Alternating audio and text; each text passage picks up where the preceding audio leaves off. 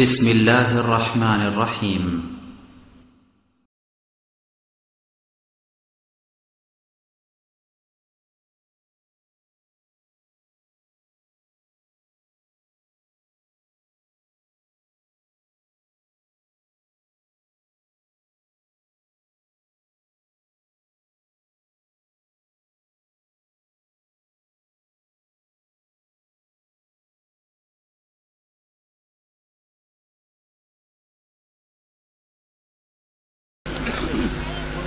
আসসালামু আলাইকুম ওয়া রাহমাতুল্লাহি ওয়া বারাকাতুহু। ওয়া আলাইকুম আসসালাম ওয়া রাহমাতুল্লাহি ওয়া বারাকাতুহু। ইন্নাল হামদালিল্লাহ নাহমাদুহু ওয়া নাস্তাঈনুহু মান ইয়াহদিহিল্লাহু ফালা মুদিল্লা লাহু ওয়া মান ইউদ্লিল ফালা হাদিয়া লাহু ওয়া আশহাদু আন লা ইলাহা ইল্লাল্লাহু ওয়াহদাহু লা শারীকা লাহু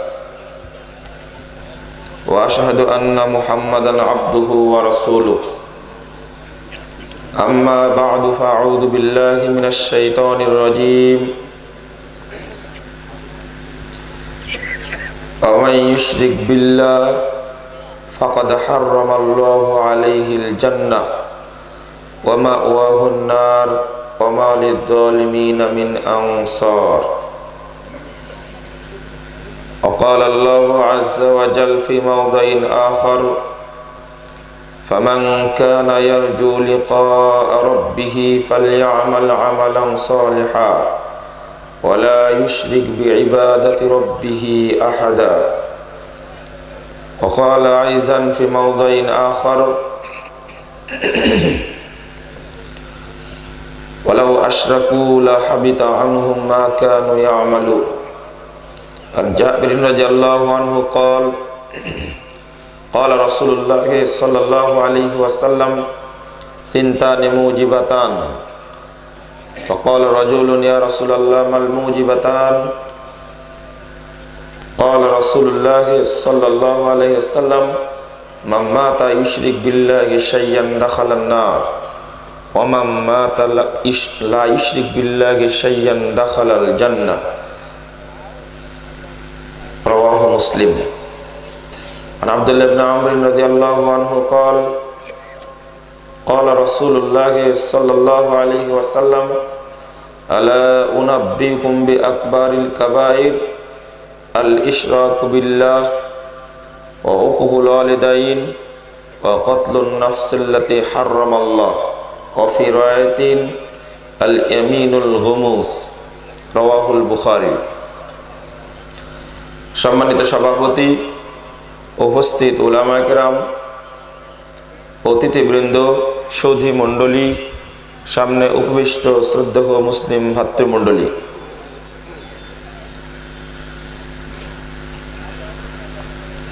শিরকের পরিণাম শিরোনামে আমি আমার সংক্ষিপ্ত বক্তব্য আপনাদের সামনে পেশ করব ইনশাআল্লাহ। ওমা তাওফীকি ইল্লা বিল্লাহ আলাইহি তাওয়াক্কালতু ওয়া ইলাইহি উনীব।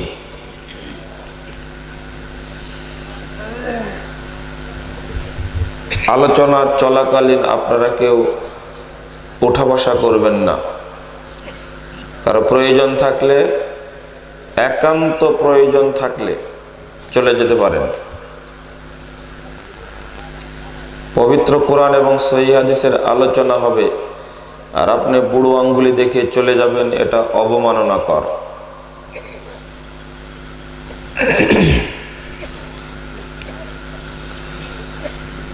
পৃথিবীতে যত পাপ রয়েছে তার মধ্যে সবচেয়ে জঘন্য নোংরা পাপ হলো শিরক। শিরক করলে আল্লাহ রাব্বুল আলামিনকে অপমান করা হয়, এটা আল্লাহ বরদাস্ত করতে পারেন না। আরেকটি দ্বিতীয় পাপের নাম হলো বিদআত। বিদআত করলে মুহাম্মদ সাল্লাল্লাহু আলাইহি সাল্লামকে তাচ্ছিল্য করা হয়। দুইটারই পরিণাম ভয়াবহ, তবে শিরকের পরিণাম আরো ভয়াবহ। শিরক করে কোনো ব্যক্তি মৃত্যুবরণ করলে এই পাপ আল্লাহ ক্ষমা করবেন না।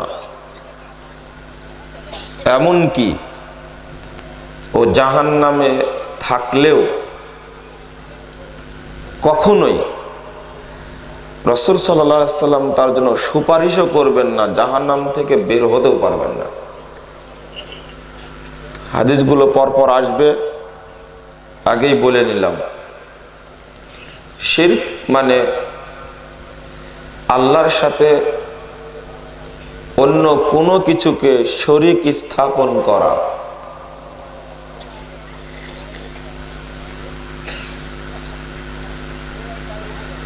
যদি কোনো ব্যক্তি বা বস্তুকে আল্লাহর ইবাদতের সাথে যোগ করা হয়, সংশ্লিষ্ট করা হয়, তাহলে সেই ইবাদতটা শিরক হবে।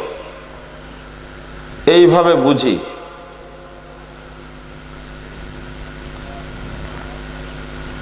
মাজারে গিয়ে গরু বা ছাগল দান করলেন, কিন্তু জবেহ করলেন আল্লাহর নামে। আপনাকে বললাম মাজারে দিলেন কেন? যে হ্যাঁ, আল্লাহর নামেই মাজারে দিয়েছি। নামটি বলছে আল্লাহর, স্থান কি? মাজার। তাহলে আল্লাহর একক ইবাদতের সাথে মাজারকে সংশ্লিষ্ট করা হয়েছে, এই জন্য এটা শিরক হয়ে গেছে। ওইটাই যদি আল্লাহর নামে আল্লাহর মসজিদে বা নবীর মাদ্রাসায় দান করা হতো, তাহলে আবার ঠিক হতো। সংশ্লিষ্ট করা কাকে বলে? মসজিদে সালাত আদায়ের জন্য গেছেন,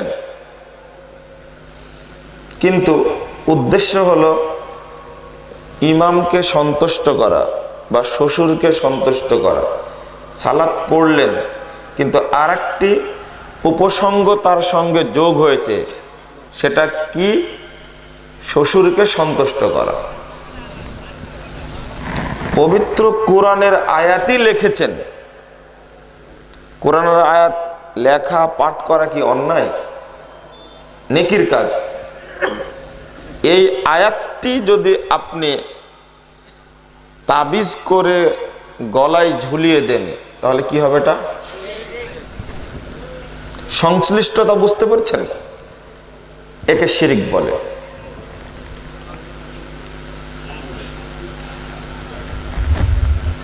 শিরকের পরিণামটা অত্যন্ত ভয়াবহ। ছোট করে বুঝিয়ে দিই। আশ-শিরকু ফিত তাওহীদ কাল হাদাস ফিল উযু।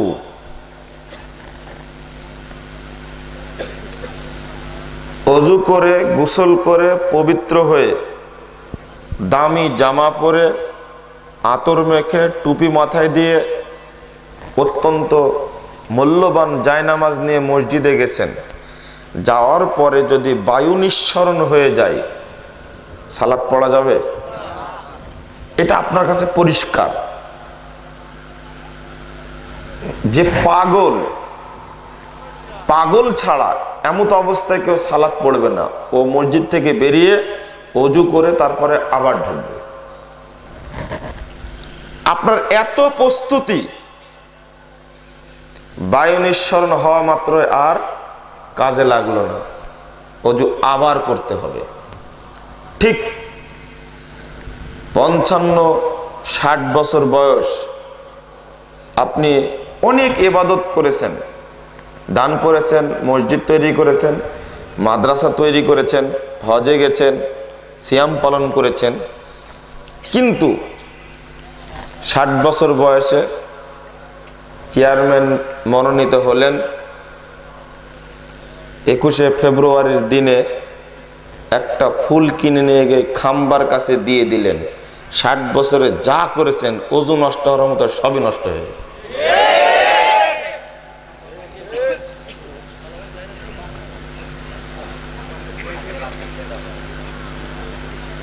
কথা বলছেন কেন? আপনারা কেউ কথা বলবেন না, আলোচনার পরে কথা হবে।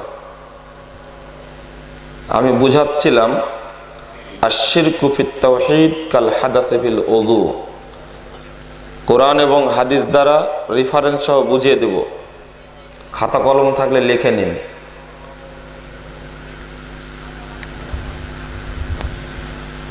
শুরুতেই বুঝিয়ে দিলাম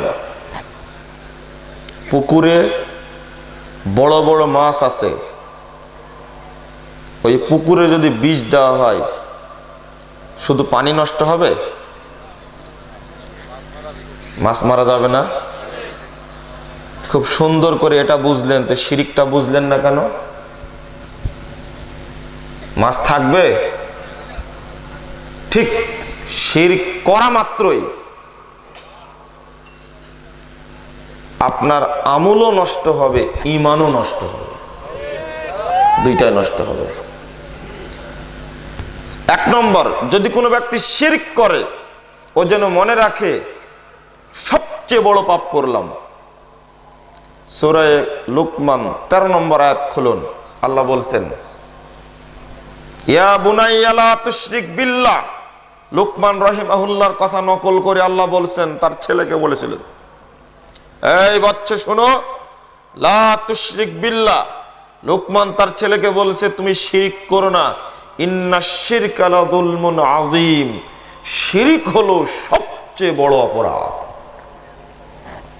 রাসূল সাল্লাল্লাহু আলাইহি ওয়াসাল্লাম বলছেন, সহিহ বুখারী 2য় খণ্ডের 884 পৃষ্ঠা খুলুন, আল্লাহর নবী সাহাবীদেরকে সাবধান করে বলছেন, আলা উনাব্বিকুম বিআকবারিল কাবায়ের, সাহাবীরা আমি কি তোমাদেরকে সবচেয়ে বড় পাপ কোনটি, যতগুলো বড় পাপ আছে তার মধ্যে কোনটি বড়, এটা কি বলবো না? রাসূল সাল্লাল্লাহু আলাইহি ওয়াসাল্লাম বললেন, আল ইশরাকু বিল্লাহ, আল্লাহর সঙ্গে শিরক করা হলো সবচেয়ে বড় অপরাধ। কোরআন প্রমাণ করলো সবচেয়ে বড় অপরাধ শিরক, হাদিস প্রমাণ করলো সবচেয়ে বড় পাপ হলো শিরক। যে শিরক করবে সে যেন মনে করে আমি সবচেয়ে বড় অপরাধ করলাম, এর চেয়ে বড় অপরাধ নেই। 2, রাসূল সাল্লাল্লাহু আলাইহি ওয়াসাল্লাম শিরককে কত ঘৃণা করতেন, আপনাকে বুঝালে আপনি বুঝতে চান না। খুলুন সূরা আনাম 88 নম্বর আয়াত। বলছিলাম 1 নম্বর সবচেয়ে বড় অপরাধ, এত বড় নোংরা পাপ আর কিছু নেই। যত জঘন্য পাপকে আল্লাহ সৃষ্টি করেছেন তার মধ্যে সবচেয়ে বড় পাপ শিরক। 2 নম্বর, শিরক করা মাত্রই যত আমল করেছিলেন 70 বছরে সব নষ্ট হয়ে যাবে। সূরা আনাম 88 নম্বর আয়াতটা খুলুন, আল্লাহ বলেছেন ওয়ালাউ আশরাকু, তারা যদি শিরক করে, লা হাবিতা আনহুম মা কানু ইয়ামালুন, যত আমল করেছে সবই নষ্ট হয়ে যাবে। এটা আল্লাহর ঘোষণা পরিষ্কার। আমি চূড়ান্তভাবে বিশ্বাস করি মুহাম্মদ সাল্লাল্লাহু আলাইহি সাল্লামের পক্ষ থেকে আল্লাহ প্রদত্ত যে সংবাদ দেওয়া হয়েছে এই সংবাদের কোনো হেরফের হবে না। আল্লাহর কথায় চূড়ান্ত, আপনার দাবি মিথ্যা। যত বড়ই দাপট দেখান না কেন, আপনি শিরক করার পরে দাপট দেখাচ্ছেন, আপনার দাপট 5 বছর, আপনার দাপট 10 বছর, 50 বছর, 80 বছর, নইলে 150 বছর। তারপরে আপনার সাথে আমার বোঝাপড়া হবে, ইনশাআল্লাহ হবেই বোঝাপড়া। যেটা বললাম একটুকু হেরফের হয়, নিয়ে যাব 1500 বছর পার হয়ে গেছে। আজ থেকে নিয়ে কিয়ামত পর্যন্ত 19, 20, 20, 19.5 কোনোদিন হবে না, হওয়ার প্রশ্নই আসে না। যা বলেছেন ওটাই চূড়ান্ত। আল্লাহ বলছেন ওয়ালাউ আশরাকু লা হাবিতা আনহুম মা কানু ইয়ামালুন, এই লোকেরা যদি শিরক করে যা আমল উপার্জন করেছে, যা আমল করেছে সব নষ্ট হয়ে যাবে। আরে আপনি নষ্ট হবে, আপনার আমল নষ্ট হবে তো হবেই। মুহাম্মদ সাল্লাল্লাহু আলাইহি সাল্লামকে আল্লাহ লক্ষ্য করে বলছেন লাইন আশরাকতা, এই মুহাম্মদ তুমিও যদি শিরক করো, লা ইয়াহবাতান্না আমালুক, অবশ্যই অবশ্যই তোমার আমলও নষ্ট হয়ে যাবে। ওয়ালা তাকুনান্না মিনাল খাসিরিন, তুমি অবশ্যই জাহান্নামীদের অন্তর্ভুক্ত হয়ে যাবে। দেখছেন কথা কত শক্ত কথা। লাইন আশরাকতা, আরে তুমিও যদি শিরক করো, লা ইয়াহবাতান্না আমালুক, অবশ্যই অবশ্যই তোমার আমলও নষ্ট হবে। ওয়ালা তাকুনান্না মিনাল খাসিরিন, আমল নষ্ট তো জাহান্নাম। সূরা জুমার 65 নম্বর আয়াত। শিরক করলে যে আমল নষ্ট হয়ে যায় একটি হাদিস বিশ্লেষণ করুন। চলুন দেখানোর জন্য যায় আপনাকে। রাসূল সাল্লাল্লাহু আলাইহি ওয়াসাল্লাম একদিন সাহাবীদের সামনে বলছেন, দাখালাল জান্নাত রাজুলুন বিজুবাবিন ওয়া দাখালান নার রাজুলুন বিজুবাবিন। ইমাম আহমদ বিন হাম্বলের একটি গ্রন্থ কিতাবুজ জুহদ, এই জুহদ গ্রন্থের 16 এবং 17 পৃষ্ঠায় হাদিসটি বর্ণিত হয়েছে। তিনি বলছেন, একজন ব্যক্তি জাহান্নামে যাবে একটি মশার কারণে, আর একজন ব্যক্তি জান্নাতে যাবে একটা মশার কারণে। মশা মাছি হলো জান্নাতের মানদণ্ড, জাহান্নামের মানদণ্ড। সাহাবা কেরাম বললেন, আপনি কি বললেন এটা? কাইফা তারা ইয়া রাসূলুল্লাহ, হে রাসূল সাল্লাল্লাহু আলাইহি সাল্লাম, এটা দ্বারা আপনি কি বুঝাতে চাইলেন? একটা মশা একটা মানুষকে জান্নাতে নিয়ে যেতে পারে, একটি মশা একটা মানুষকে জাহান্নামে নিয়ে যেতে পারে? এটা কেমন কথা বলেছেন? রাসূল সাল্লাল্লাহু আলাইহি সাল্লাম বললেন, ও তোমরা বুঝতে পারোনি? মাররা রাজুলান আলা কওম, একটি এলাকা দিয়ে দুইজন ব্যক্তি পার হচ্ছে, আলাহুম সানাম, তাদের একটি মূর্তি আছে, খানকা বা মাজার রয়েছে। তাদের দাবি, মান্না আলাইনা, যে আমার এই দিক দিয়ে অতিক্রম করবে, ফালিয়ুকাররিব লাহু শাইয়া, সে যেন এই মূর্তির কাছে কিছু দান করে, এই কবরে কিছু দান করে। ফাকালু লি আহাদিহুমা, দুইজনের একজনকে বলল, তুমি কিছু দান করো। ওই ব্যক্তি বলল, লাইসা ইনদি শাইয়ুন উকাররিবু ইলাই, ভাইরা আমার তো কাছে কিছু নেই দান করার মতো। তারা দাবি করলো, ওয়ালাউ কুনতা যুবাবান, আরে তুমি যদি একটা মশা মানত করতে পারো তাও মানত করো। ফাকাররাবা লাহু যুবাবা, ওই ব্যক্তি একটা মাছি মানত করে দিল। ফাখাল্লু সাবিলাহু, তখন তারা বলল, ঠিক আছে তুমি চলে যাও, তোমার রাস্তা ছেড়ে দিলাম, যেহেতু মশা মানত করে দিয়েছে। রাসূল সাল্লাল্লাহু আলাইহি সাল্লাম বলছেন, দাখালান নার, ও জাহান্নামে চলে গেছে। রাসূল সাল্লাল্লাহু আলাইহি সাল্লামের ভাষা পরিষ্কার, বুঝা যায় না এমনটা নয়, পরিষ্কার। এই দেওয়া মাত্রই প্রমাণিত হলো ও জীবনে যতবারই হজ করুক না কোনো কাজ করলো না, দিল শেষ। হজ করুক, যাকাত দিক, সালাত আদায় করুক, মসজিদ তৈরি করুক, কোনো লাভ হবে না। একটি কথা বলতে ভুলে যাচ্ছি, মাঝখানের একটি কথা। আয়ুব সাহেব বলে গেলেন, কালকে বলবো তাও ভুলে গেলাম, আজকে বলছি তাও ভুলে গেলাম। কেউ দান করলে লিল্লাহে তাকবীর মারহাবা দিতে হয় না। আপনারা কি অসন্তুষ্ট হলেন? আপনাদের ভাষায় বলি, আনসারী একজন সাহাবী তার দুই স্ত্রীর মধ্যে, মানে দুই বউয়ের মধ্যে এক বউকে দান করে দিলেন আর এক মুহাজির সাহাবীর জন্য। এই দানটা কত বড় দান হতে পারে? ছোটখাটো দান হয়ে গেল, তাই না? দুইজন স্ত্রী মুহাজিরদের সাথে কেউ বিয়ে দিতে চায় না। এরা মক্কা থেকে মদিনায় গেছে, কতদিন থাকবে না থাকবে তার হিসাব নাই। ওদের সাথে বিয়ে দেওয়া মানে মেয়েটার ভবিষ্যৎ নষ্ট করা। যাদের দুইটা স্ত্রী ছিল, একটা স্ত্রীকে ওয়াকফ করে দিয়েছেন, দান করে দিয়েছেন, তালাক দিয়ে ঠিক আছে, আমি রাসূল সাল্লাল্লাহু আলাইহি ওয়াসাল্লামের কাছে গিয়ে বললেন যে আমি এই স্ত্রীটাকে দিয়ে দিলাম। কি দোয়া করতে পারে আপনার কি মনে হয়?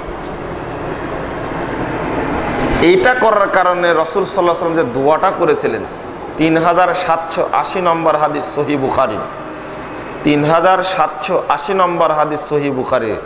রাসূল সাল্লাল্লাহু আলাইহি ওয়াসাল্লাম বললেন, এটা আপনাদের পেট ভরবে না এই দোয়া বললে। আল্লাহ রাসূল বলেছিলেন, বারাকাল্লাহু ফি আহলিকা ওয়া মালিকা। বউ দান করার পরেও রাসূল সাল্লাল্লাহু আলাইহি ওয়াসাল্লাম এই দোয়া পড়েছেন। এই দোয়া পড়লে কি নেকিটা হবে? বারাকাল্লাহু ফি আহলিকা ওয়া মালিক, আল্লাহ তোমার সম্পদে তোমার পরিবারে বরকত দান করবে। দোয়াটা খুব ছোট হয়ে গেল, তাই না? না, আপনাদের মন ভরেনি, এখনো ভরেনি। মারহাবা না বলা পর্যন্ত, নারায়ে তাকবীর না বলা পর্যন্ত কেউ সন্তুষ্ট হবে না। এর নামই ঈমান। এর নামই রাসূল সাল্লাল্লাহু আলাইহি ওয়াসাল্লাম অনুসরণ। আর একটা দোয়া আছে, আল্লাহুম্মা সাল্লি আলাই আল্লাহুম্মা বারিক আলাই, এই দোয়াটাও পড়েছেন। কোন দোয়া জানেন? উসমান রাদিয়াল্লাহু আনহু অনেক জিনিস দান করলেন, করার পরে দোয়া করছেন আল্লাহ রাসূল আল্লাহুম্মা সাল্লি আলাই আল্লাহুম্মা বারিক আলাই। না, আপনাদের পেট ভরল না। এরপরে পৃথিবীর সমস্ত আলেম মিলে যদি অনেক দোয়া করে, ছোট্ট বাক্য মুহাম্মদ সাল্লাল্লাহু আলাইহি সাল্লামের উচ্চারিত এটা যদি না বলে, হাজার কেন কোটি আলেম যা দোয়া করেছে 5 পয়সা দাম না, দাম না, ওটাই বলতে হবে। মসজিদে উঠার সময় বলতে হয় কি, আল্লাহুম্মা আফতাহলি আবওয়াবা রাহমাতিক। দোয়ার অর্থ জানেন? আল্লাহ, তুমি তোমার যত রহমতের দরজা আছে সবগুলো আমার জন্য খুলে দাও। এই দোয়াটা না বলে যদি পৃথিবীর সমস্ত আলেম মিলে যদি একটা আরো ভালো দোয়া তৈরি করে, নেকি হবে বললে? না। রাসূল সাল্লাল্লাহু আলাইহি সাল্লামের পবিত্র মুখ থেকে যেটা বের হয়েছে, এটা কার পক্ষ থেকে এসেছে? আল্লাহর পক্ষ থেকে এসে এতটুকুই যথেষ্ট। ভুলে গেছেন কি হাদিস বলছিলাম? দান করার বিষয়টা। আমারও ইচ্ছা করছে একটু মসজিদে দান করার জন্য বলতে। একটা হাদিস শুনিয়ে দিই, 738 নম্বর হাদিস। অনেক ভ্যান চালক আছে, আশ্চর্য হলাম, একজনও 100 টাকা দান করলো না। শুনতে পেলাম না, হয়তো এখানে দিয়েছে। না, ওটা বলি না, বললো না এখান থেকে আমি 100 টাকা দেব। আপনারা একটু লজ্জা পেয়েছেন মনে হয়। কেউ 5 পয়সাও দিতে পারেন, 4 আনাও দিতে পারেন, 1 টাকাও দিতে পারেন। যদিও মনে হবে যে 1 টাকা 2 টাকা দান করে কি মসজিদ হবে? হবে, ইনশাল্লাহ হবে। আপনাদেরকে আশ্বস্ত করার জন্য বলছি, রাসূল সাল্লাল্লাহু আলাইহি ওয়াসাল্লাম বলেছেন, মান বানা লিল্লাহি মাফহাসে কতাআতিন। ইবনু মাজার 738 নম্বর হাদিস। যে ব্যক্তি মসজিদ তৈরি করার জন্য এমন কিছু দিল যেখানে টিড্ডি ঘর বানায়, মাথা লুকিয়ে থাকে, একটু উঁচু ঘরে টিড্ডি বা ফড়িং নামক একটা, কি বলবো এটাকে আপনারা, প্রজাপতি, পতঙ্গ মাথা ঢুকায় রাখে। রাসূল সাল্লাল্লাহু আলাইহি ওয়াসাল্লাম বলেছেন, এতটুকু উঁচু করার জন্যও যদি কোনো ব্যক্তি মসজিদে দান করে, বানাল্লাহু লাহু বাইতান ফিল জান্নাহ, তার জন্যও আল্লাহ জান্নাতে ঘর তৈরি করবে। 10 টাকা দান করলে ক্ষতি হবে না। ওই 10 টাকার বরকত কত হবে? হতে পারে 5-10 টাকা করে দিয়ে মসজিদ তৈরি করা শুরু করেছে, একজন ব্যক্তি এই দরিদ্রপনা দেখে বলল যে বাকিটা আমি তৈরি করতে। হতে পারে না? পারে হতে। 1419 নম্বর হাদিসটা করলেন সহিহ বুখারী। দানের ক্ষেত্রে কখনো কম বলবেন না, 5 টাকা হলেও দিবেন মসজিদে। তাতে কি হবে? আল্লাহ নবী মুহাম্মদ সাল্লাল্লাহু আলাইহি ওয়াসাল্লাম বলেছেন, মান তাসাদ্দাকা বিআদলি তামরাতিন মিন কাসবিন তাইয়্যিবিন। পবিত্র রুজি থেকে কোনো ব্যক্তি যদি খেজুরের যদি মাত্র একটা টুকরা দান করে, একটা খেজুর 5 টুকরা হয়, অন্য হাদিস দ্বারা প্রমাণিত হয়। এই 5 টুকরা খেজুরে যদি 1 টুকরা যদি কেউ দান করে আল্লাহর রাস্তায় পবিত্র রুজি থেকে, ফায়াতাকাব্বালাল্লাহু বিয়ামিনিহি, ওই 1 টুকরা খেজুরকে মহান আল্লাহ তার ডান হাতে কবুল করে। হাদিস তো সহিহ বুখারীর। আপনার কাছে কিছু মনেই হলো না। এবার রাসূল সাল্লাল্লাহু আলাইহি ওয়াসাল্লাম বলেছেন, ফায়ুরাব্বিহা কামা ইউরাব্বি আহাদুকুম ফালাওয়াহু। অতঃপর 1 টুকরা খেজুরকে আল্লাহ বড় করতে থাকেন, যেমন তোমাদের কেউ ভেড়ার বাচ্চা বা উটের বাচ্চাকে বড় করতে থাকে, অনেক বড় করে, আল্লাহ ওই 1 টুকরা খেজুরকে বড় করতে থাকেন। হাত্তা তাকুনা মিসলাল জাবাল আও আকবারু মিনহু। রাসূল সাল্লাল্লাহু আলাইহি ওয়াসাল্লাম বলছেন, এই জিনিসটা দান এই দানটা বড় করতে করতে আল্লাহ এত বড় করেন, হিমালয় পাহাড় যত বড় তার চেয়েও বড় করে দেন তাকে। তাহলে অল্প দান করলে সমস্যা কি? আমি তো নেকি পাবোই ইনশাআল্লাহ, তবে হারাম টাকার না, আত্মসাৎ করা টাকা না, হালাল টাকা দান করতে হবে। ওই কথা ভুলে যাবেন না। রাসূল সাল্লাল্লাহু আলাইহি সাল্লাম বললেন, ওই লোকটি পার হচ্ছিল, একটি মশা মানত করে দিল, ঠিক আছে আমি একটা মাছি মানত করে দিলাম। আল্লাহ নবী বললেন ওই ব্যক্তি জাহান্নামে চলে গেল। অকলু লিল আখার, দ্বিতীয় ব্যক্তিকে বলল তুমি কিছু দান করো। ওই ব্যক্তি বলল আমার কাছে কিছু নেই, ওয়ালা উকাররু শাইয়ান ইল্লাল্লাহ, আর আমি একমাত্র আল্লাহর নামে ছাড়া কারো কাছে দান করতে পারবো না। ফাজরাবাহু ওয়া কাতালা উনুকাহু, ওকে মারতে মারতে মারতে মারতে একটা হত্যা করে ফেলল। রাসূল সাল্লাল্লাহু আলাইহি ওয়াসাল্লাম বললেন দাখালাল জান্নাহ, ওই ব্যক্তি জান্নাতে প্রবেশ করেছে। কথাটা এত স্বচ্ছ পরিষ্কার। ও দান করলো না, মাজারে দান করলো না, কবরস্থানে দান করলো না, না করার কারণে লোকটাকে অত্যাচার করে মেরে ফেললো। শিরিক না করার কারণে ওই ব্যক্তির পূর্বে যতই পাপ না থাকলো কেন সবগুলো কি হয়ে গেছে? ক্ষমা হয়ে গেছে, সব ক্ষমা হয়ে গেছে। শিরিক এমন জিনিস, শিরিক করলে জাহান্নাম, শিরিক না করলে জান্নাত। 2 নম্বর পয়েন্ট বলছিলাম, শিরিক করা মাত্রই যত নেকির কাজ করেছে সব নেকি নষ্ট হয়ে যাবে। 3, যে ব্যক্তি শিরিক করবে মনে রাখতে হবে এই শিরকের পাপ তার কোনোদিন ক্ষমা হবে না, কোনোদিন না। আজকে বুঝলেন এতদিন শিরিক করেছেন, আজকে আপনি আল্লাহর কাছে খালেস অন্তরে শিরিক ক্ষমা হবে না। এর অর্থ হলো মরার পরে আর ক্ষমা হবে না। আপনাকে মরার আগে ক্ষমা নিতে হবে, বলতে হবে আল্লাহ 26শে মার্চে তো অনেক ফুলি ব্যয় করেছি, তুমি ক্ষমা করো। কবরে তো অনেক কিছুই দিয়েছি, তুমি ক্ষমা করো।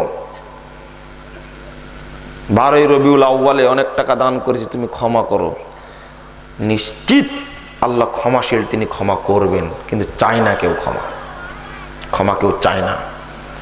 ক্ষমা না চেয়ে মারা গেলে শিরিকের পাপ আর ক্ষমা হওয়ার পথ নেই, কোনোই পথ নাই। পথ হবে কোথায়? জাহান্নাম।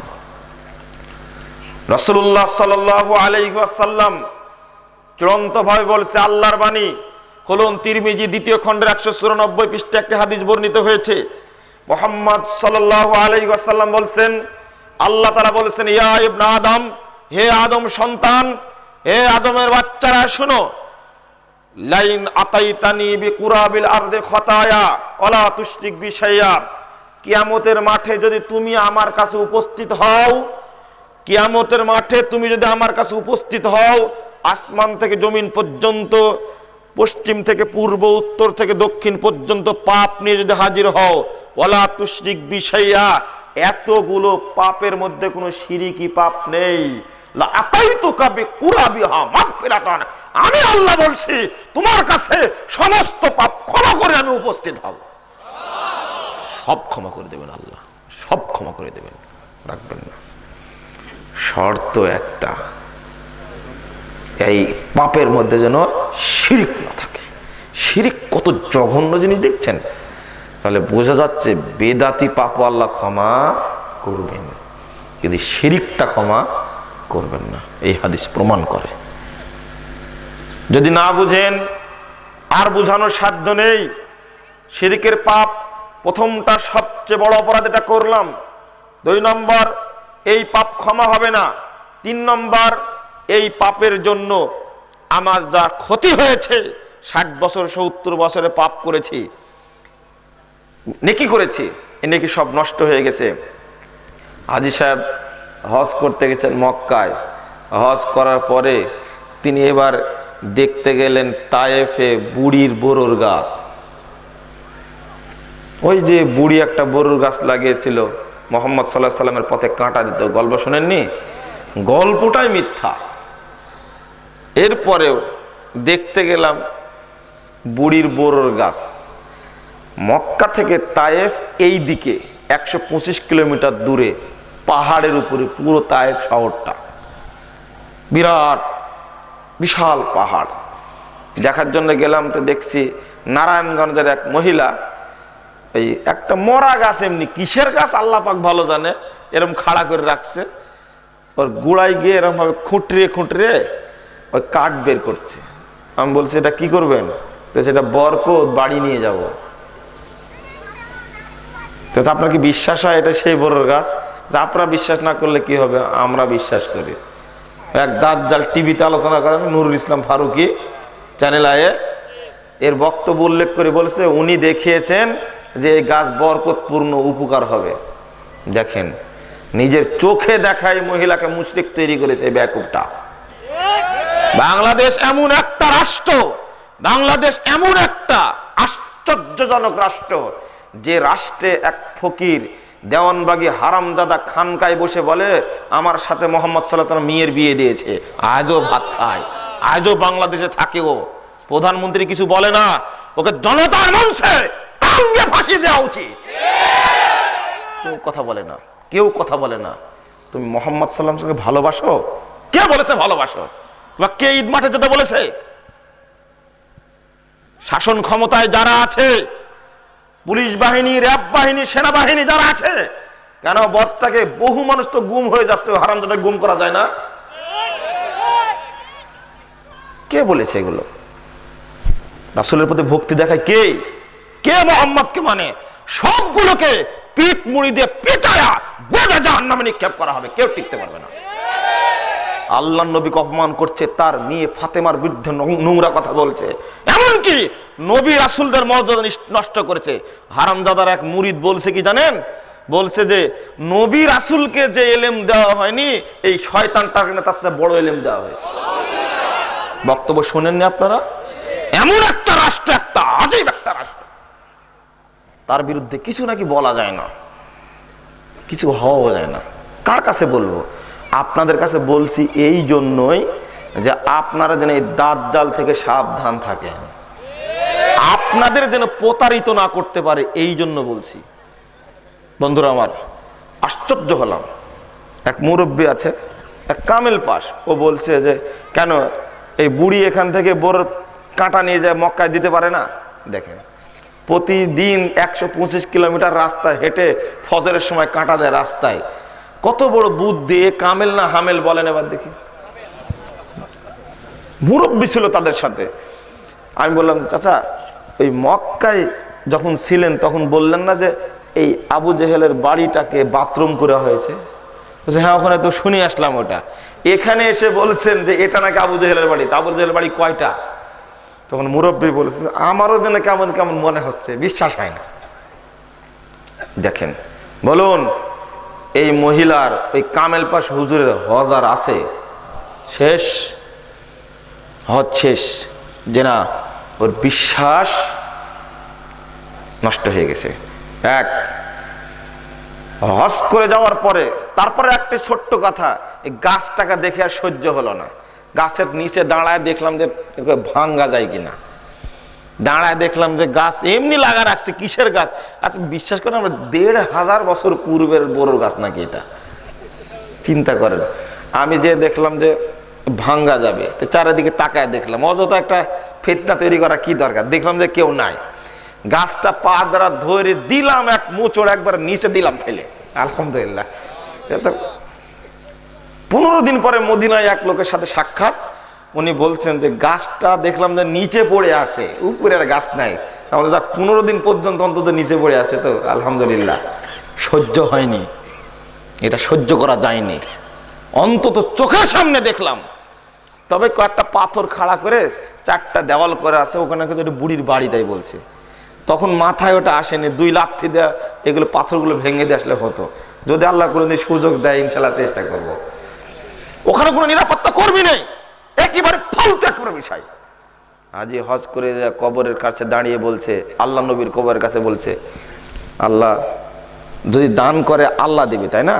ও বলছে, আজ নিজের কানে শোনা, আল্লাহ রাসূল আমার কোনো বাচ্চা কাচ্চা হয়নি, তুমি একটা বাচ্চার ব্যবস্থা করে দাও। দেখছেন, হজ আর আছে? হজ নাই, শেষ। আমার উস্তাদ বলেন যে আপনি হজ করে আসলেন, গোলাপ শাহ মাজারের কাছ দিয়ে যাচ্ছেন, ড্রাইভার বলছে বাবা থামো থামো থামো, একটা টাকা পকেট থেকে বের করে দিলেন, হজ ওখানে থাকলো। আমি মক্কায় গিয়ে উস্তাদজিকে বলছি, উস্তাদজি এই বক্তব্য তো চেঞ্জ করতে হবে, মানে তা আপনি এই হজটাকে বিমানবন্দর থেকে বাংলাদেশে নিয়ে গেলেন কি করে?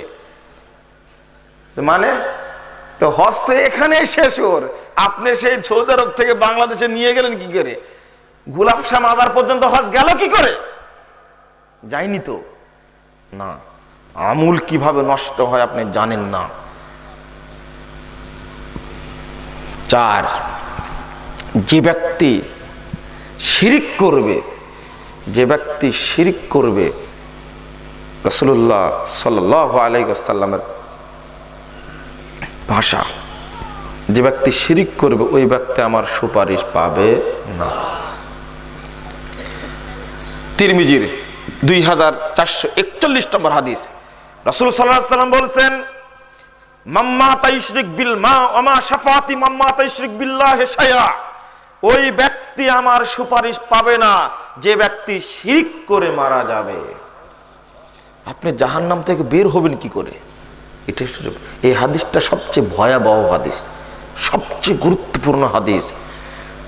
চোর সুপারিশের মাধ্যমে জান্নাতে যাবে, বেনামাজি সুপারিশের মাধ্যমে জান্নাতে যাবে, মদখোর সুপারিশের মাধ্যমে জান্নাতে যাবে, দুর্নীতিবাজ সুপারিশের মাধ্যমে জান্নাতে যেতে পারে, কিন্তু যার শাফাতে করবে না ও জান্নাতে যাবে কি করে? খুব ভয়াবহ। আমি হাদিসটা বুঝতে পারিনি, বুঝাতে পারছি না।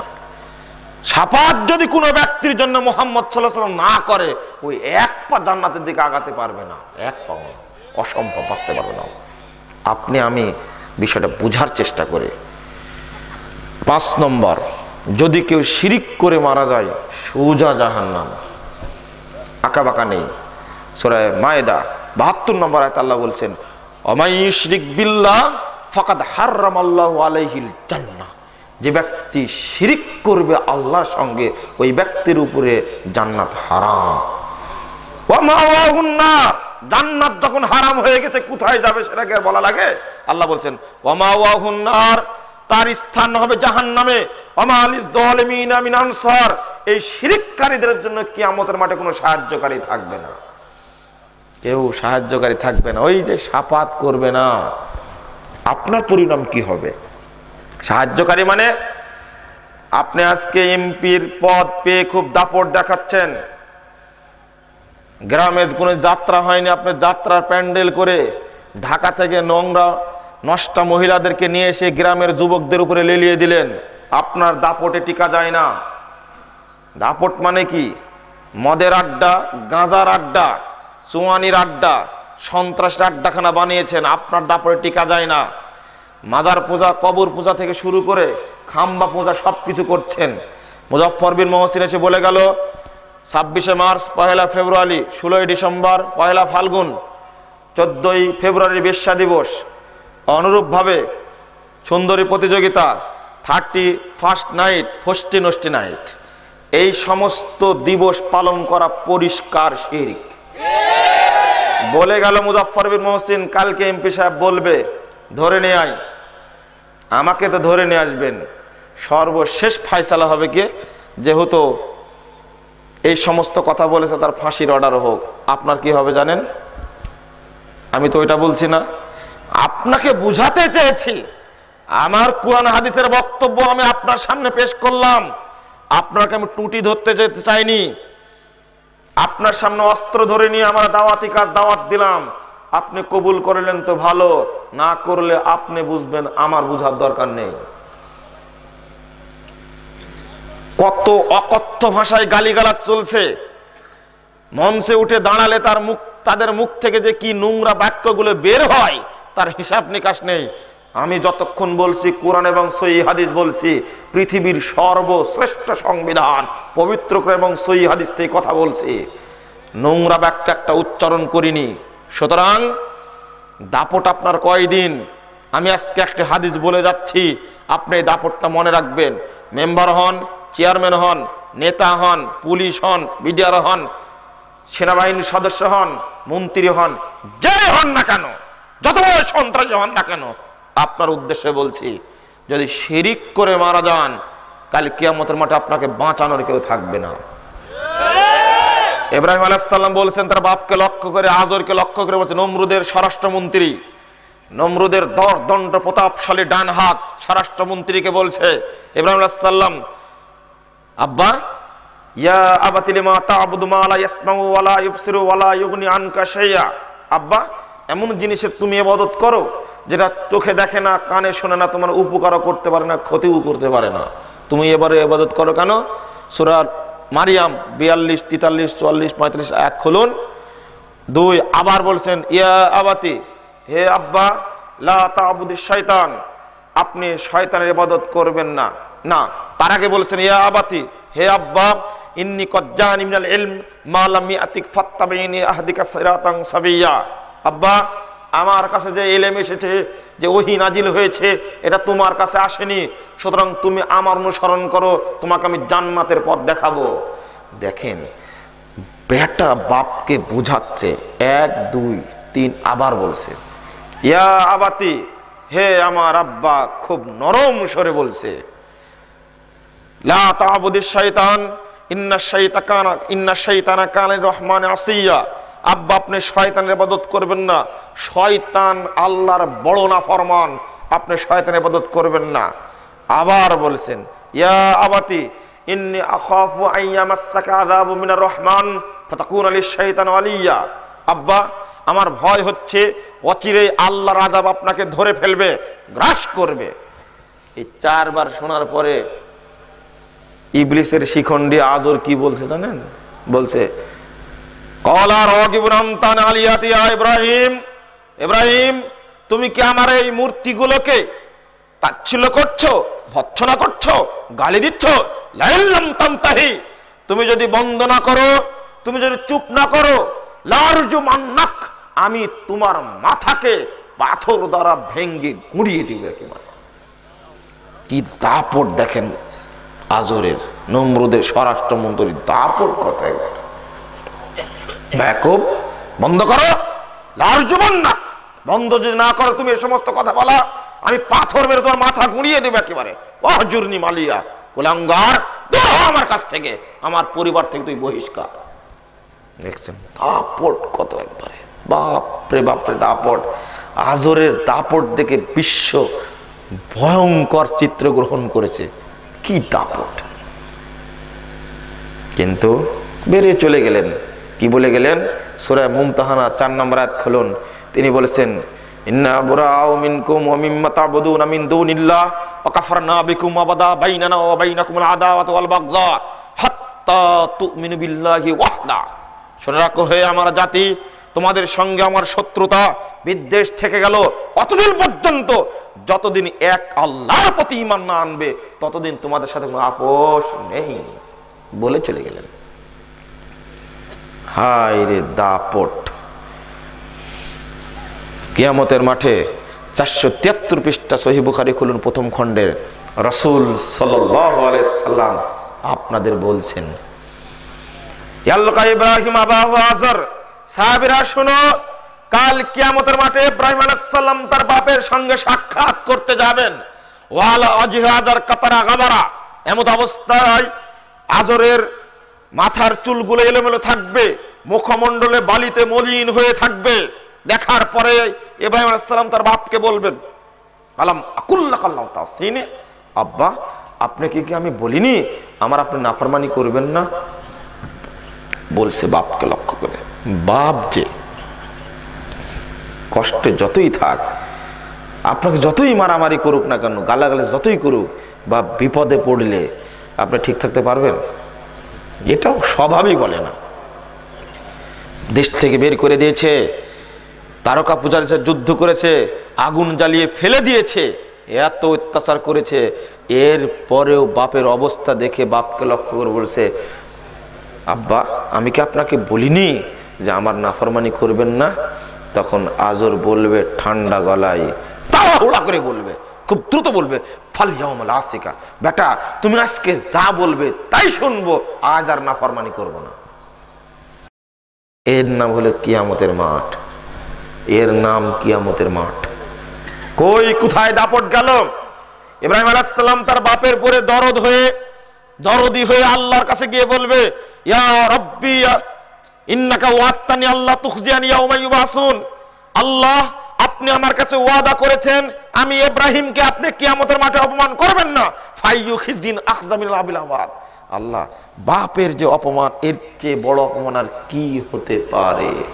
দেখছেন উপস্থাপনা কত সুন্দর।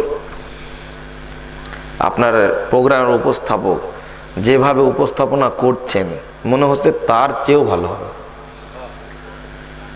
আপনাদের উপস্থাপক আল্লাহ রহম করুক তার উপরে, খুব দারুণ উপস্থাপক, ভাষার লালিত্য খুব ভালো। দেখেন ইব্রাহিম আলাইহিস সালাম কি চমৎকার করে উপস্থাপন করছেন। আল্লাহ, আপনি আমার কাছে ওয়াদা করেছেন, আগে আটঘাট মেরে নিচ্ছেন, নিয়ে বলছেন আপনি ওয়াদা করেছেন আমার কাছে কিয়ামতের মাঠে আমাকে অপমান করবেন না। কিন্তু এর চেয়ে বড় অপমান আর কি হতে পারে? বাপের যে অবস্থা, বেটা কিভাবে অপমান না হয়ে থাকবে? আল্লাহ বলবেন ইন্নী হারামতুল জান্নাতা আলাল কাফিরিন।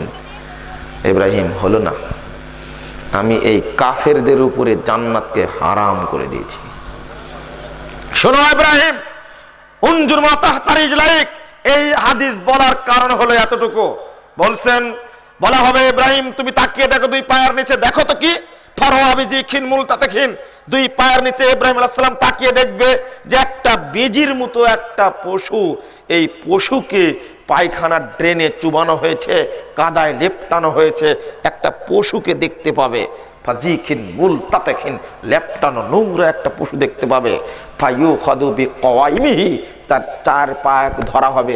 কে ধরবে তা হাদিসে নেই, ধরা হবে। ফায়ুলকা ফিন্নার, অতঃপর চার পায়ে করে এই পশুটাকে জাহান্নামের মধ্যে আজরকে নিক্ষেপ করা হবে। দাপট কোথায় গেল? দাপট কয়দিন? আজর যতদিন বেঁচে ছিল আমি ততদিন বাঁচতে পারবো না। এখানেই বলতে চাই, হক জানার পরে যে ব্যক্তি সততা করে হককে প্রত্যাখ্যান করবে, শরীয়ত জানার পরে যে ব্যক্তি থোড়াই কেয়ার করবে, বুড়ো আঙ্গুলি দেখাবে, যত বড় নেতা হোক না কেন, এমপি হোক, চেয়ারম্যান হোক, মেম্বার হোক, কমিশনার হোক, যাই হোক না কেন, কাল কিয়ামতের মাঠে ওকে পশুতে পরিণত করে ওকে পায়খানার ড্রেনে চুবায়া জনগণের সামনে নিক্ষেপ করা হবে। ও বাঁচতে পারবে না, বাঁচার কোনো সুযোগ নেই। সহিহ বুখারীর হাদিস বললাম, আপনি যত বড় নেতা হন না কেন সাবধান হন। শিরিকের পক্ষে আপনার তো দাপট কেন? শিরিকের বিরুদ্ধে অবস্থান করুন। আমি যে চির অজেয় ঝোটা কানুনের নিগৌড় আমারে করিতে পারিনি জয়, কত নমরুদ, কত ফেরাউন, কত সাদ্দাদ কারণ, আসিয়াছে মন চলাপথে হইয়া বাধা দারুন। পুরি নাই আমি নমরুদি হতাশনে, বিকাইনি আমি বিপুল কারণী ধরে। সাদ্দাদের এই অহংকারী মাতা বালিতে মিশেছে, ফেরাউন গেছে বাহারে কুলজুমে ভেসে, নমরুদ ছিঁড়ে পড়েছে পয়জার। আমি মুসলিম, এক আল্লাহ ছাড়া করি না কারো তাসলিম, বলো সবে উচ্চ কণ্ঠে নারায়ে তাকবীর। এই কথাটা বলেছিলেন কাজী নজরুল। বাস্তবতা তাই, ফেরাউনে ভর্তি হয়ে গেছে। ফেরাউনের দাপটে টিকা যায় না, ওহির বিধান মানুষের সামনে উপস্থাপন করা যায় না। আমি শিক্ষা অর্জন করার জন্য বলছি। ফেরাউন চিরধিকৃত, অপমানিত, মূসা আলাইহিস সালাম চিরদিন সম্মানিত, নমরুদ চিরদিন মারদুদ, নমরুদ অভিশপ্ত, নমরুদ লাঞ্ছিত, ধিকৃত, অপমানিত, ইব্রাহিম চিরদিন সম্মানিত, মুহাম্মদ সাল্লাল্লাহু আলাইহি সাল্লাম চিরদিন সম্মানিত। তার নাম শুনলে সাল্লাল্লাহু আলাইহি সাল্লাম বলি, কিন্তু আবু জাহাল, আবু লাহাব, উতবা, শাইবা চিরদিন ধিকৃত, চিরদিন অপমানিত। ফেরাউন কেউ নাম রাখে? বিশ্বে কোনো হিন্দু কি ফেরাউন নাম রাখে? এটাই তার জন্য সবচেয়ে বড় অপমান, আর দরকার নাই। আবু জেহেল কারো নাম আছে নাকি? হিন্দুরা রাখে। নমরুদ, তাও তো লজ্জা হয় না আমাদের, ওই কাজ আবার করে। মির্জাফর কেউ আছেন এখানে? দাঁড়ান তো একটু দেখি, কেন নাই? নামটা কিন্তু ভালো। জি, এটা বুঝলেন ফেরাউনটা বুঝলেন, কিন্তু নিজে যে মির্জাফর, আপনি নাম না হলে কি হয়েছে, ব্যক্তি হিসাবে মির্জাফর, ব্যক্তি হিসাবে ফেরাউন, ব্যক্তি হিসাবে নমরুদ, ব্যক্তি হিসাবে আপনি আবু জাহেল, আপনার লজ্জা কেন হয় না? বলছিলাম শিরিক করে মারা গেলেও জাহান্নামে যাবে, ওকে কেউ সুপারিশ করতে পারবে না, সুপারিশ করে কোনো লাভও হবে না, কোনো লাভ হবে না সুপারিশ করে। এটা হলো শিরিকের 4টা 5টা ফলাফল বললাম, ফজিলত। শিরিক করার ফজিলত হলো 5টা। এই ফজিলত থেকে আপনারা বাঁচার চেষ্টা করুন, আল্লাহ তৌফিক দান করুন, আল্লাহুম্মা আমিন। বন্ধুরা আমার, এবার আপনাদের সামনে শিরিকের কিছু নমুনা পেশ করি। শিরিকের নমুনা, কোথায় থেকে শিরিকের জন্ম হয়? শিরিকের জন্ম হয় অন্যতম ছবি থেকে। ছবি থেকে মূর্তি হয়, মূর্তি থেকে ফুল দেওয়া শুরু হয়। আর একটা হলো কবর থেকে একজন মানুষকে মাটি দেওয়া হলো, কবর দেওয়া হলো, ওখান থেকে শুরু হলো ওরুস, ওরুস থেকে শুরু হলো ছবি। ওই পীর সাহেবের ছবি বাড়িতে নিয়ে এসে টাঙ্গে রাখে, আবার দামি ফুল নিয়ে এসে আবার লটকে রাখে। শুধু পীরেরই দোষ, আপনার নেতার দোষ নাই, শুধু পীর। আপনাদের বলি, ছবি পূজা হলো সবচেয়ে জঘন্য পূজা। এই ছবি থেকে শিরিকের জন্ম হয়েছে। সূরা নূহ 23 নম্বর আয়াতে আল্লাহ রাব্বুল আলামিন বলছেন, ক্বালু লা তাযরুন্না ওয়াদ্দাও ওয়ালা সুওয়া ওয়ালা ইয়াগুস ওয়া ইয়াউকা নাসরা। সহিহ বুখারীতে হাদিসটা আসছে সরাতিল আওসান, অর্থাৎ মূর্তি পূজা শুরু হয়েছে নূহ আলাইহিস সালামের কওম থেকে। তার কওমের কিছু লোক ছিল, ওয়াদ, ইয়াগুস, নাসর, ইয়াউক, এই সমস্ত ব্যক্তির নাম ছিল। যখন লোকগুলো মারা গেল তখন আউহা আলাইহিমুশ শাইতান, শয়তান তাদের কাছে ওহী করলো। দেখেন শয়তান যে ওহী করে তার বাস্তব প্রমাণ। ওই যে আপনি স্বপ্ন দেখেছিলেন আমি যেন বাপের কবরটাকে টাইলস দ্বারা পাকা করে আমি কি করছি, সুন্দর করে বাঁধ দিছি। হুজুরের কাছে গেলাম যে হুজুর দারুণ একটা স্বপ্ন দেখেছি। কি স্বপ্ন দেখছি? আমি বাবার কবরের কাছে ইট নিয়ে এসেছি, টাইলস নিয়ে এসেছি, বাঁধ দিচ্ছি। তখন হুজুর বলছে যে এই তো ঠিকই, আপনি 1 সপ্তাহ সময়ের মধ্যে সুন্দর করে একটা কবরটা পাকা করে দেন। হুজুরের প্রতি হুজুর এক শয়তান। ওই স্বপ্নে যে ওহী করেছে কে? ওটা ইবলিসে আজম ওহী করেছে ওর উপরে। ওখানে মাজার তৈরি করে হবে। শুনুন, আল্লাহর নবী বলেছেন ফাওহা আলাইহিমুশ শাইতান। ওই লোকগুলো মারা যাওয়ার পরে শয়তান তাদেরকে ওহী করলো, ইনসিবু ফি মাজালিসিহিম নাসাবান, তোমরা তারা যেখানে উঠা বসা করতো সেই সমস্ত জায়গাতে মূর্তি স্থাপন করো। কিন্তু ওয়ালাম তুবাদ ইউবাদ, ইবাদত করা হতো না। ফাইদা হালাকু, ওই লোকগুলো যখন মারা গেল, কবিদাত, পরবর্তী প্রজন্ম যখন আসলো তখন ইবাদত করা শুরু হলো। ছবি এত জঘন্য জিনিস, ছবি থেকে তৈরি হয়েছে মূর্তি। ছবি দেখার পরে ওই আদতে মূর্তি তৈরি করে, এটাই হলো নিয়ম। রাসূল সাল্লাল্লাহু আলাইহি ওয়াসাল্লাম বলেছে আশাদ্দুন নাসি ইয়াউমাল কিয়ামা আল মুসাব্বিরুন আযাবান ইয়াউমাল কিয়ামা আল মুসাব্বিরুন। কাল কিয়ামতের মাঠে মদখরকেও শাস্তি দেওয়া হবে, গাঁজাখরকেও শাস্তি দেওয়া হবে, জিনাকারকেও শাস্তি দেওয়া হবে, চোরকেও শাস্তি দেওয়া হবে। তবে সবচেয়ে বেশি শাস্তি দেওয়া হবে যারা ছবি তুলে তাদেরকে। ওয়াইফকে নিয়ে গেলেন সেন্ট মার্টিনে, যাওয়ার পরে সুন্দরী পরীর মতো সাজিয়ে নিয়ে গেছেন জনগণের সামনে, এরা ছবি তুলে নিয়ে আসলেন, ঘরে এসে রেখে দিলেন। এবার কি হলো? আপনি সবচেয়ে শাস্তি ভোগ করবেন, কিয়ামতের মাঠে বাঁচতে পারবেন না। হাদিসকে তো বিশ্বাসই করেন না।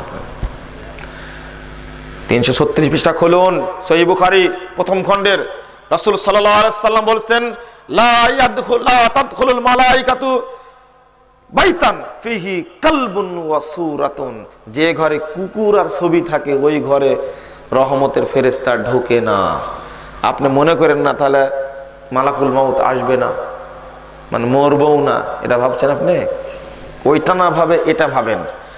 আপনার ছেলে খুব শিক্ষিত মানুষ, সচিবালয়ে চাকরি করে, তো ওর যত শখ বানর, কুকুর, সাপ ইত্যাদির মূর্তি কিনে নিয়ে এসে আপনি বাড়িতে রেখে দিয়েছেন। ওই বাড়িতে আপনি তাহাজ্জুদ গুজার মানুষ ইবাদত করছেন। মারা গেলে বলুন জান্নাত থেকে আগত ফেরেশতারা আপনার ওই ঘরে ঢুকবে? এবার কি হবে? আপনি তো তাহাজ্জুদ পড়ছেন দিব্যি, বাপ মারা গেছে, তো লাখখানেক মানুষ জমা হয়েছে জানাজা করার জন্য, আপনি কি করবেন? এবার শুনুন, ফেরেশতা দুই ধরনের, মালায়েকাতুর রহমা ও মালায়েকাতুল আযাব। সহিহ বুখারী খুলুন, 3470 নম্বর হাদিস। রাসূল সাল্লাল্লাহু আলাইহি ওয়াসাল্লাম বলেছেন, ওই ব্যক্তি সম্পর্কে বনী ইসরাঈলদের, একটা হলো মালায়েকাতুল আযাব আর মালায়েকাতুর রহমা, একটা রহমতের ফেরেশতা আর একটা গজবের ফেরেশতা। বলুন, যে বাড়িতে মূর্তি রয়েছে, যে ঘরে নেতা নেত্রীর ছবি টাঙ্গানো আছে, আপনার ছবি যে ঘরে টাঙ্গানো আছে, ওই ঘরে যদি আপনার বাপ মারা যায়, তাহাজ্জুদ গুজার হাজী মানুষ, মুসল্লি মানুষ যদি মারা যায়, ওই আত্মাটা নেওয়ার জন্য কি জান্নাতের ফেরেশতা আসবে? যে না, কোনোদিন আসবে না, ঢুকবে না ওই জায়গাতে। এবার আপনার আত্মাটা মালাকুল মউত কাদেরকে দিবে? গজবের ফেরেশতাদেরকে দিবে। ওই ঘরে সালাত হবে না, ইবাদত হবে না। আপনি ছবি তোলার ব্যবসা শুরু করলেন কেন? এই হলো মূর্তি পূজা। রাসূলুল্লাহ সাল্লাল্লাহু আলাইহি ওয়াসাল্লাম এবং ইব্রাহিম আলাইহিস সালাম মূর্তি পূজার যে ইতিহাস আমাদের সামনে উল্লেখ করে গেছেন, পবিত্র কোরআনে বর্ণিত হয়েছে। ইব্রাহিম আলাইহিস সালাম বাপ কাদাটার মতো কাজ করলেন। মুহাম্মদ সাল্লাল্লাহু আলাইহি সাল্লাম, ইব্রাহিম আলাইহিস সালাম তার বাপকে বললেন, মা হাদিহি তামাসিলাতু আনতুম লাহা আকিফুন, সূরা আম্বিয়া 52 নম্বর আয়াত খুলুন। আব্বা, তোমরা এই খাম্বার সামনে দাঁড়িয়ে কিসের নিরাপত্তা পালন করো? বাপ বলছে, নাহনু ওয়াজাদনা আবানা লাহা আবেদুন। আরে ইব্রাহিম, এটা বাপ দাদারা করতো তাই আমরা করি। সুন্দর জবাব দিল। ইব্রাহিম আলাইহিস সালাম বললেন, ওয়াতাল্লাহিল আকিদান্না আসনামাকুম, আল্লাহর কসম করে বলছি, তোমরা যখন মেলায় যাবে সবগুলোকে সাইজ করে দেব। বলে দিলেন। কি করলেন? ফাজালাহুম জুজাজা ইল্লা কাবীরাল্লাহুম, একটাই বড় শয়তানটা রেখে সবগুলো ভেঙে একবার ভুসি ভুসি করে দেবে। এবার কি হবে? এটা হলো ইব্রাহিম আলাইহিস সালামের চিত্র। আপনার লজ্জা হয় না? আপনার বাড়িতে এই সমস্ত ছবি থাকে কেন? আপনি মুসলমানের বাচ্চা একজন, আপনি মুসলিম ঘরের সন্তান, আপনার বাপের ছবিটা আপনি ঘরে টাঙ্গিয়ে রাখছেন কেন? আপনি আসলে কি সৎ সন্তান? যে না, সৎ সন্তান নয়। শোকেসের মধ্যে ওই মূর্তি রেখে দিয়েছেন কেন?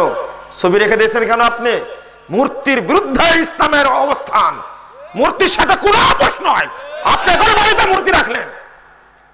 আপনি বলছেন সরকার বলেছে অফিসে ছবি না থাকলে বেতন বন্ধ হয়ে যাবে, তাই বলেছে, তাই না? কিন্তু ওই দুইটা ছবির সাথে আপনার ছবি কেন ওখানে? ওটা ওরা এক টাঙ্গা রাখতে বলেছে নাকি? এই তো আপনার দুর্বলতা আছে, আপনার দুর্বলতা আছে। আপনার ছবি ওই জায়গায় কেন? ওযুর যদি থেকেই থাকে, সমস্যা যদি থেকেই থাকে, আপনার ছবির ব্যাপারে নাই। শুধু তাই নয়, ওটা তো অফিসের ব্যাপার। আপনার বাড়িতে আপনার নেতা নেত্রীর ছবি সুন্দর করে বেঁধে রেখেছেন, কেন রাখলেন? আপনার আত্মা কুলসিত আত্মা, কেন রাখলেন আপনি? আর বাংলাদেশের রাজনীতিবিদ বুদ্ধিজীবীরা যেটা করেছে, বড় বড় নেতার ছবির টাঙ্গিয়ে রেখেছে। কি করে? 5 বছর পানের পিক ফেলে আর 5 বছর পরিষ্কার থাকে। তুমি কেমন নেতার প্রতি ভক্তি দেখাও, কেমন শ্রদ্ধা দেখাও? শেখ মুজিবুর রহমানের মূর্তির উপরে পানের পিক ফেলে রেখেছে, 5 বছর ক্ষমতায় তুমি ছিলে না, তো পিক ধুতে পারোনি, তুমি কিসের শ্রদ্ধা দেখাও? জিয়াউর রহমানের মূর্তির উপরে পাখিতে বসে পায়খানা করছে, কই তুমি ধুতে যাওনি ওই জায়গায়? ক্ষমতায় থাকলে ধোয়া পরিষ্কার করা হয়, আর ক্ষমতায় না থাকলে পরিষ্কার হয় না। ইজ্জত কাকে দাও? আসলে রাজনীতি একেবারে পচা নোংরা, একটা নোংরা কিছু হতে পারে না। লজিক দেখাও। লজিক কাকে বলে? শ্রদ্ধা কারা বেশি করে? এটা কি নিয়ম? কোন কোন কোর্টে আশ্চর্য হতে হয়, শ্রদ্ধাভাজন ব্যক্তি একজন বড় ছবি, মানুষ যাচ্ছে পানের পিক ফেলছে, এটা কি সহ্য করা যায়? কিন্তু বললেই তো সমস্যা। ভাসুরের নাম নেওয়া যায় না, ভাসুরের নাম নেওয়া যায় না। শ্রদ্ধা তোমরা করো। 2 নেতা বাংলাদেশের জন্য জীবন দিয়ে চলে গেছে, আর এরা লুটে পুটে খাচ্ছে, বলার নাই। রাজনীতি শিখতে হলে তাদের কাছে শিখে করো।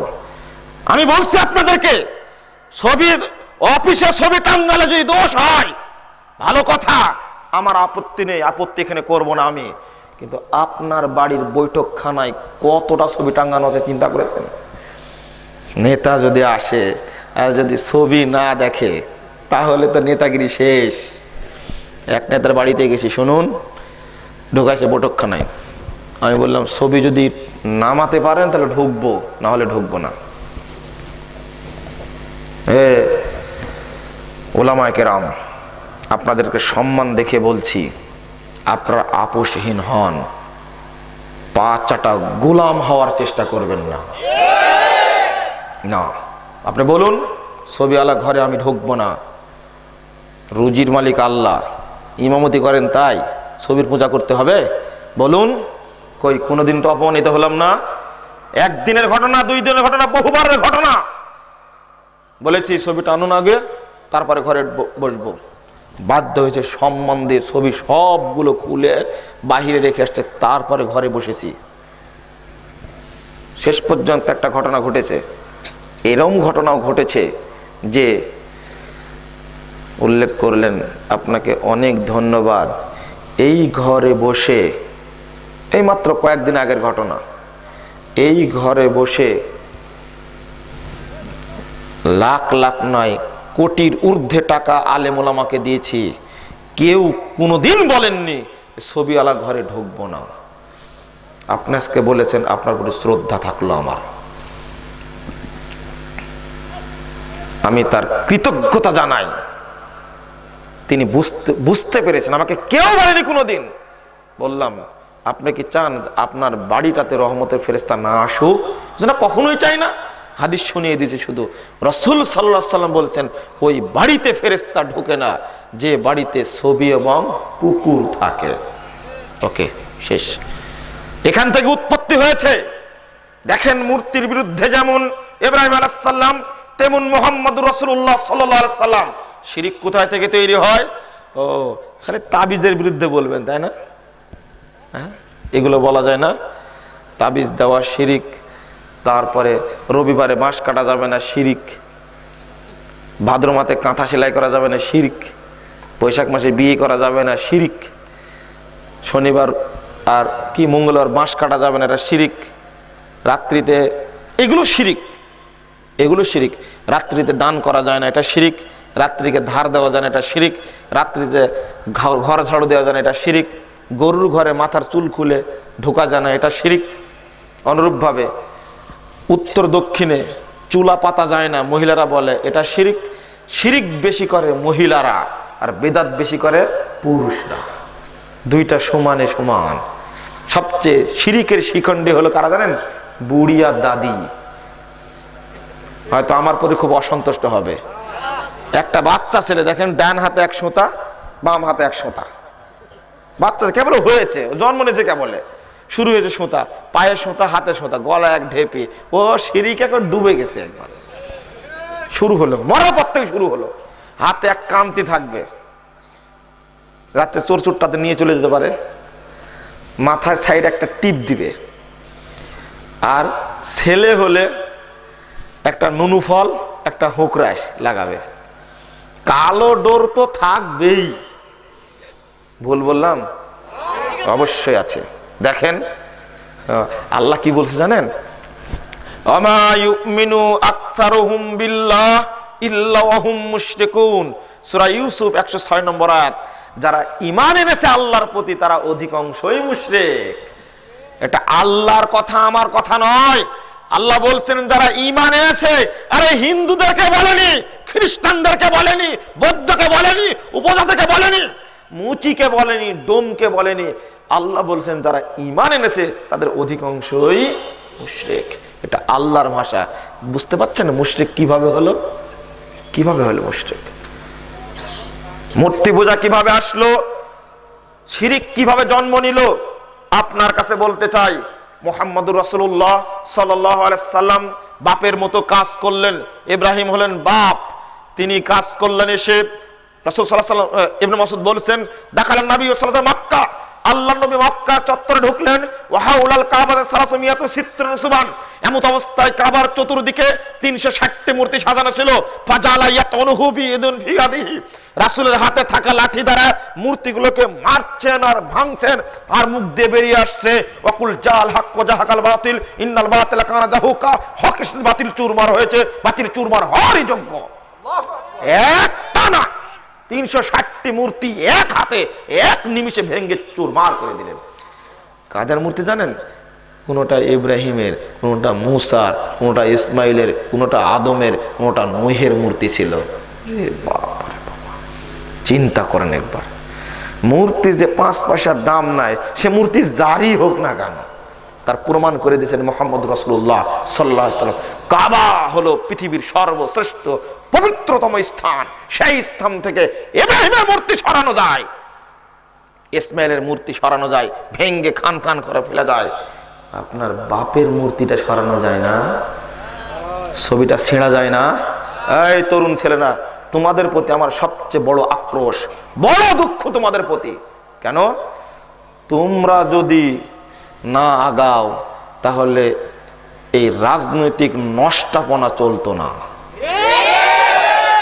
নেতা এক ধাপ বাড়ি থেকে বের হতে পারবে না। আজকে বিশ্ববিদ্যালয়ের ছাত্র, কলেজের ছাত্রদেরকে সন্ত্রাসের হাতিয়ার হিসাবে ব্যবহার করা হচ্ছে। তোমরা বর্জন করো এদেরকে।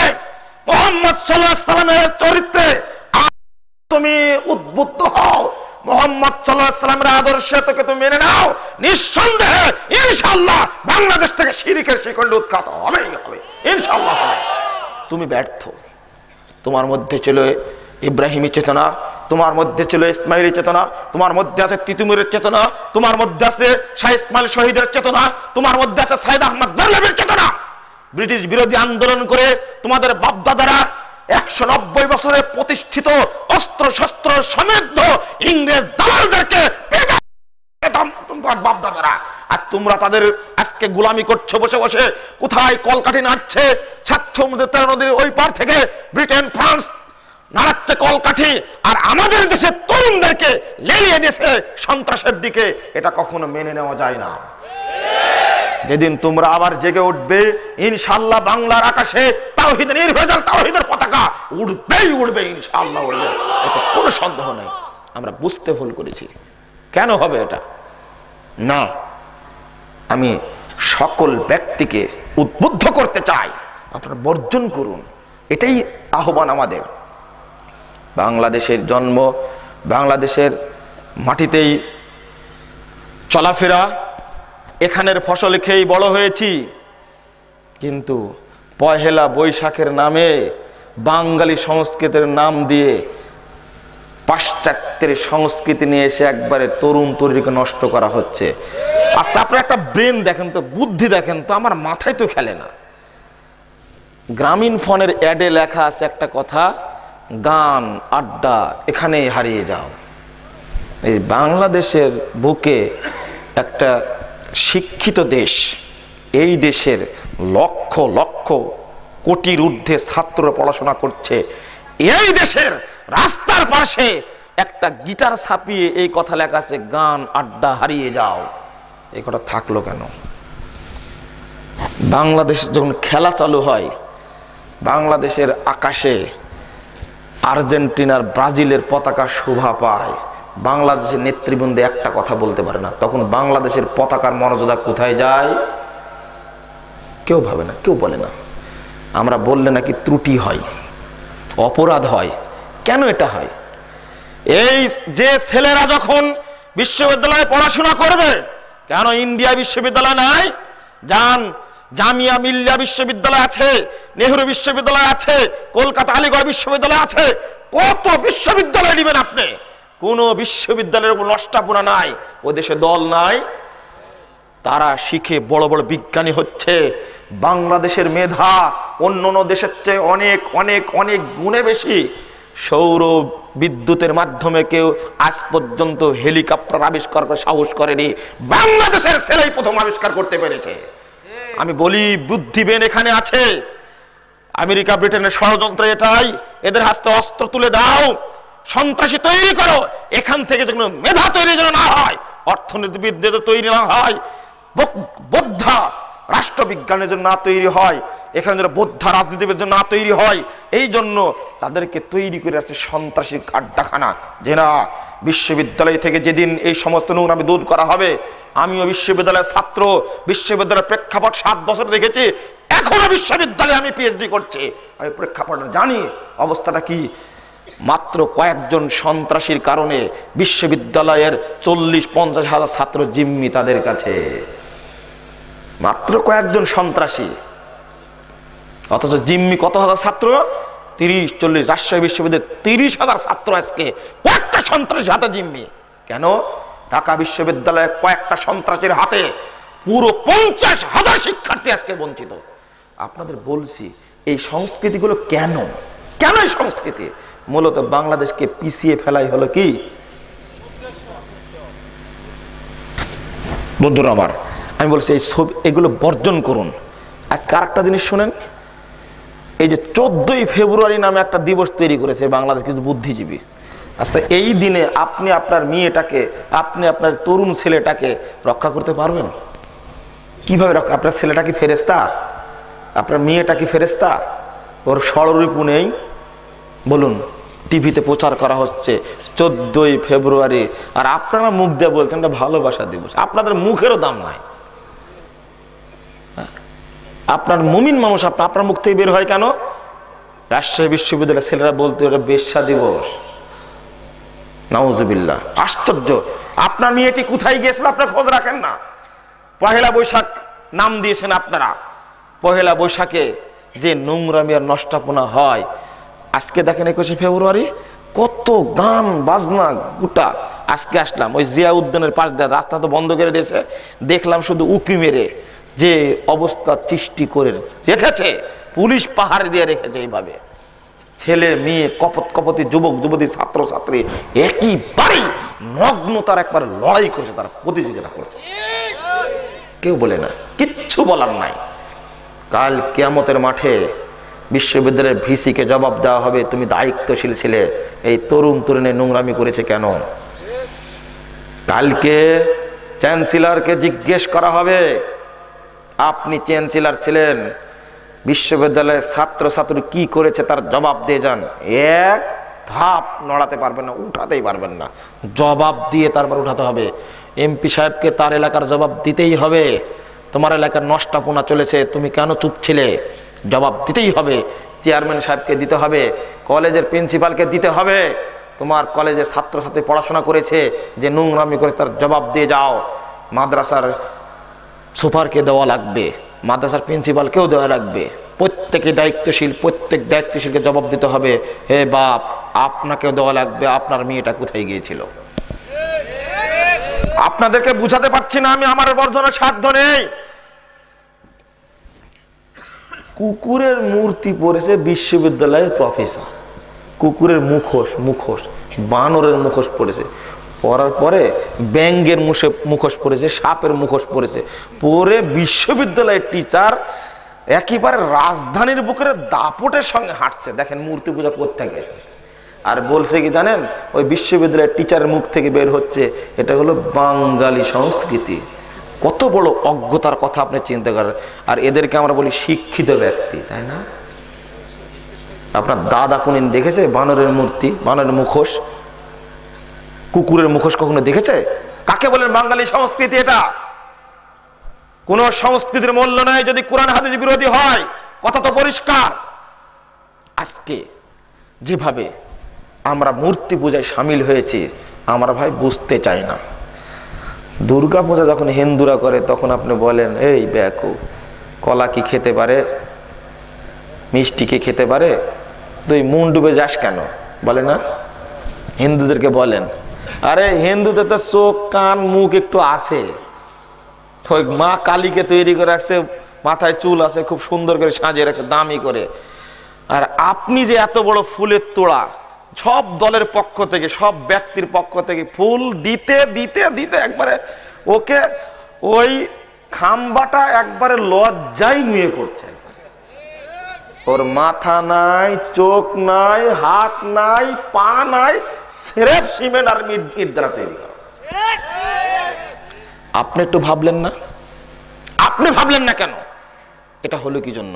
তো এই তরুণ ছেলেরা, তোমাদের দ্বারা এগুলো ঘটছে, তোমরা আল্লাহর ওয়াস্তে মুহাম্মদ সাল্লাল্লাহু আলাইহি ওয়াসাল্লামের আদর্শ গ্রহণ করো। রাসূল সাল্লাল্লাহু আলাইহি ওয়াসাল্লাম কাবা চত্বর থেকে মূর্তি ভাঙলেন, ভাঙার পর আলীকে ডেকে বলছে, আলী এদিকে এসো, শোনো। সহিহ মুসলিম খুলুন 312 পৃষ্ঠা হাদিস, লা তাদাতিম সাল্লাল্লাহু তামাস্তাহু ওয়ালা কবরান মুশরিফান ইল্লা সাওয়াইতাহু। আলী এদিকে এসে শোনো, যত ছবি এবং মূর্তি আছে সবগুলোকে ভেঙে তুমি চৌচির করে দাও, খান খান করে দাও, এবং যত উঁচু কবর রয়েছে, সৌধ নির্মাণ করা কবর যত রয়েছে সবগুলো মাটির সঙ্গে ভেঙে মাটির সঙ্গে মিশিয়ে দাও। রাজনৈতিক নেতৃবৃন্দ মূর্তি পূজা করিয়ে এক শ্রেণী ইসলামপন্থী রয়েছে, এক শ্রেণী ইসলামপন্থী, তথাকথিত ইসলামপন্থী, এই সমস্ত ব্যক্তিদের কারণে এই দেশের মান নষ্ট হচ্ছে। জঙ্গিপুরা নিয়ে চলে আসছে, পূজা মণ্ডপে ঢোকে ওই কুলাঙ্গার হিন্দুদের মূর্তি ভাঙছে। বেটা, তোমার ঘরে মূর্তি পুনাছে, ওইটাকে ভাঙবো। এই দেশে যারা হিন্দু বসবাস করে তাদের মূর্তি পূজার অধিকার আছে। এদেশে ট্যাক্স দিয়ে বসবাস করেন, তুমি মাথায় দিয়ে ইসলামের নাম করে পূজা মণ্ডপে ঢোকে, তুমি তাদের মূর্তি ভাঙলে কেন? এই অধিকার তোমাকে কে দিয়েছে? রাজনীতি শিখাতে চাও? ইসলাম শিখাতে চাও? কে বলেছে তোমাকে? তুমি কি তালেবান বানাতে চাও? তালেবান হলো মূর্তি পূজারী, মাজার পূজারী। মোল্লা ওমরের সময়ে আফগানিস্তানে বৌদ্ধ মূর্তি, হিন্দু মূর্তি ভেঙে খান খান করেছে। সেখানে লাখো লাখো মাজার রয়েছে, একটি মাজারও তালেবানরা ভাঙেনি। আপনি কি বলবেন তাকে? ওই সংস্কৃতি চালু করতে চাচ্ছ? তোমার ঘরের মূর্তি আগে তুমি ভাঙ্গো, পূজা মণ্ডপে গিয়ে তুমি তাদের মূর্তি ভাঙার অধিকার রাখো না, বৌদ্ধ মূর্তি ভাঙার অধিকার রাখো না। ওরা এই দেশে বসবাস করে, এদেশের নাগরিক, তাদের সাথে চুক্তি আছে, আহাদ আছে, তুমি ভঙ্গ করলে কেন? তোমার এটা বুঝ, তোমার ভুল বুঝ। এটা দুঃখজনক হলেও সত্য, আজকে রাজনৈতিক ব্যক্তিরা খাম্বার মূর্তি পূজা করিয়ে, মূর্তি বানিয়ে ভাস্কর্য পূজা করিয়ে হাজারো মানুষকে রাজনীতির মুশরিক বানাচ্ছে। আর এক শ্রেণীর টুপিওয়ালা, দাড়িওয়ালা, পাগড়িওয়ালা, জুব্বাওয়ালা মানুষ খানকায় বসে, মাজারে বসে, দাঁড়ে দাঁড়ে বসে বসে হাজারো কোটি কোটি মানুষকে মুশরিক তৈরি করছে। ইসলাম দুইটাকে বলেছেন, শোনো শোনো আলী, যত ছবি মূর্তি আছে ভেঙ্গে চুরমার করে দাও। আলীকে ডেকে বলছেন এই কথা, এবং যত সৌধ নির্মাণ করা কবর রয়েছে সবগুলো ভেঙ্গে মাটির সঙ্গে মিশিয়ে দাও। সাহাবীরা হতবাক, কি ব্যাপার? বলছে, লিমাদা আরসালাকা রব্বুক, এই মুহাম্মদ সাল্লাল্লাহু আলাইহি ওয়াসাল্লাম মক্কায় সেগুলো করা শুরু করেছেন। তখন সাহাবীরা জিজ্ঞেস করছেন, আপনাকে আল্লাহ কি জন্য পাঠিয়েছে? 1967 নম্বর হাদিস সহিহ মুসলিম, কেন পাঠাইছে আপনাকে? তখন আল্লাহ নবী বলছে কি জানেন? বিসিলাতিল আরহাম, আরে আত্মীয় সম্পর্ক অটুট রাখার জন্য, ওয়া কাসরিল আওসান, মূর্তি ভাঙ্গার জন্য, ওয়া আইয়ুহদাল্লাহু তাআলা, আর আল্লাহর তাওহীদকে প্রতিষ্ঠা করার জন্য। দেখছেন ভাষাগুলো কি কড়া? কি জন্য পাঠাইছে আপনাকে? মানে অবস্থা দেখে এরকম। নিজে ভাঙলেন, আলীকে ডেকে বলছে ভাঙছেন। এবার খালিদকে বলছে, খালিদ যাও তো, ওই উজ্জা মূর্তি আছে, যাও ওকে ভাঙ্গো। গেলেন। উজ্জা মূর্তিটা মানে একটা জিন। একটু বলি, আপনারা শুনেছেন মূর্তির মধ্যে ঢুকে মাঝে মাঝে শব্দ করে, ওই যে কাবাসার মূর্তি শব্দ করে। তখন এই মূর্খরা বলে যে এই তো মা কিছু চাচ্ছে, মূর্তি কিছু চাচ্ছে, কিছু বলছে, এভাবে নড়ে। এর কারণটা আসলে কিছু করতে পারো? মূল কারণটা কি? মূল কারণটা হলো এদের মধ্যে এই নগ্ন জিন ঢুকে ঢুকে এভাবে নড়ায়, শব্দ করে। এটা কুরআনের আয়াত, সূরা নেসা 117 নম্বর আয়াত।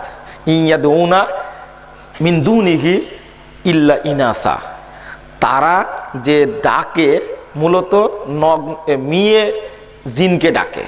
ওয়া ইয়াদউনা ইল্লা শাইতানা মারিদা, তারা আহ্বান করে, দোয়া করে বিদ্রোহী শয়তানের কাছে, আল্লাহ বলছেন।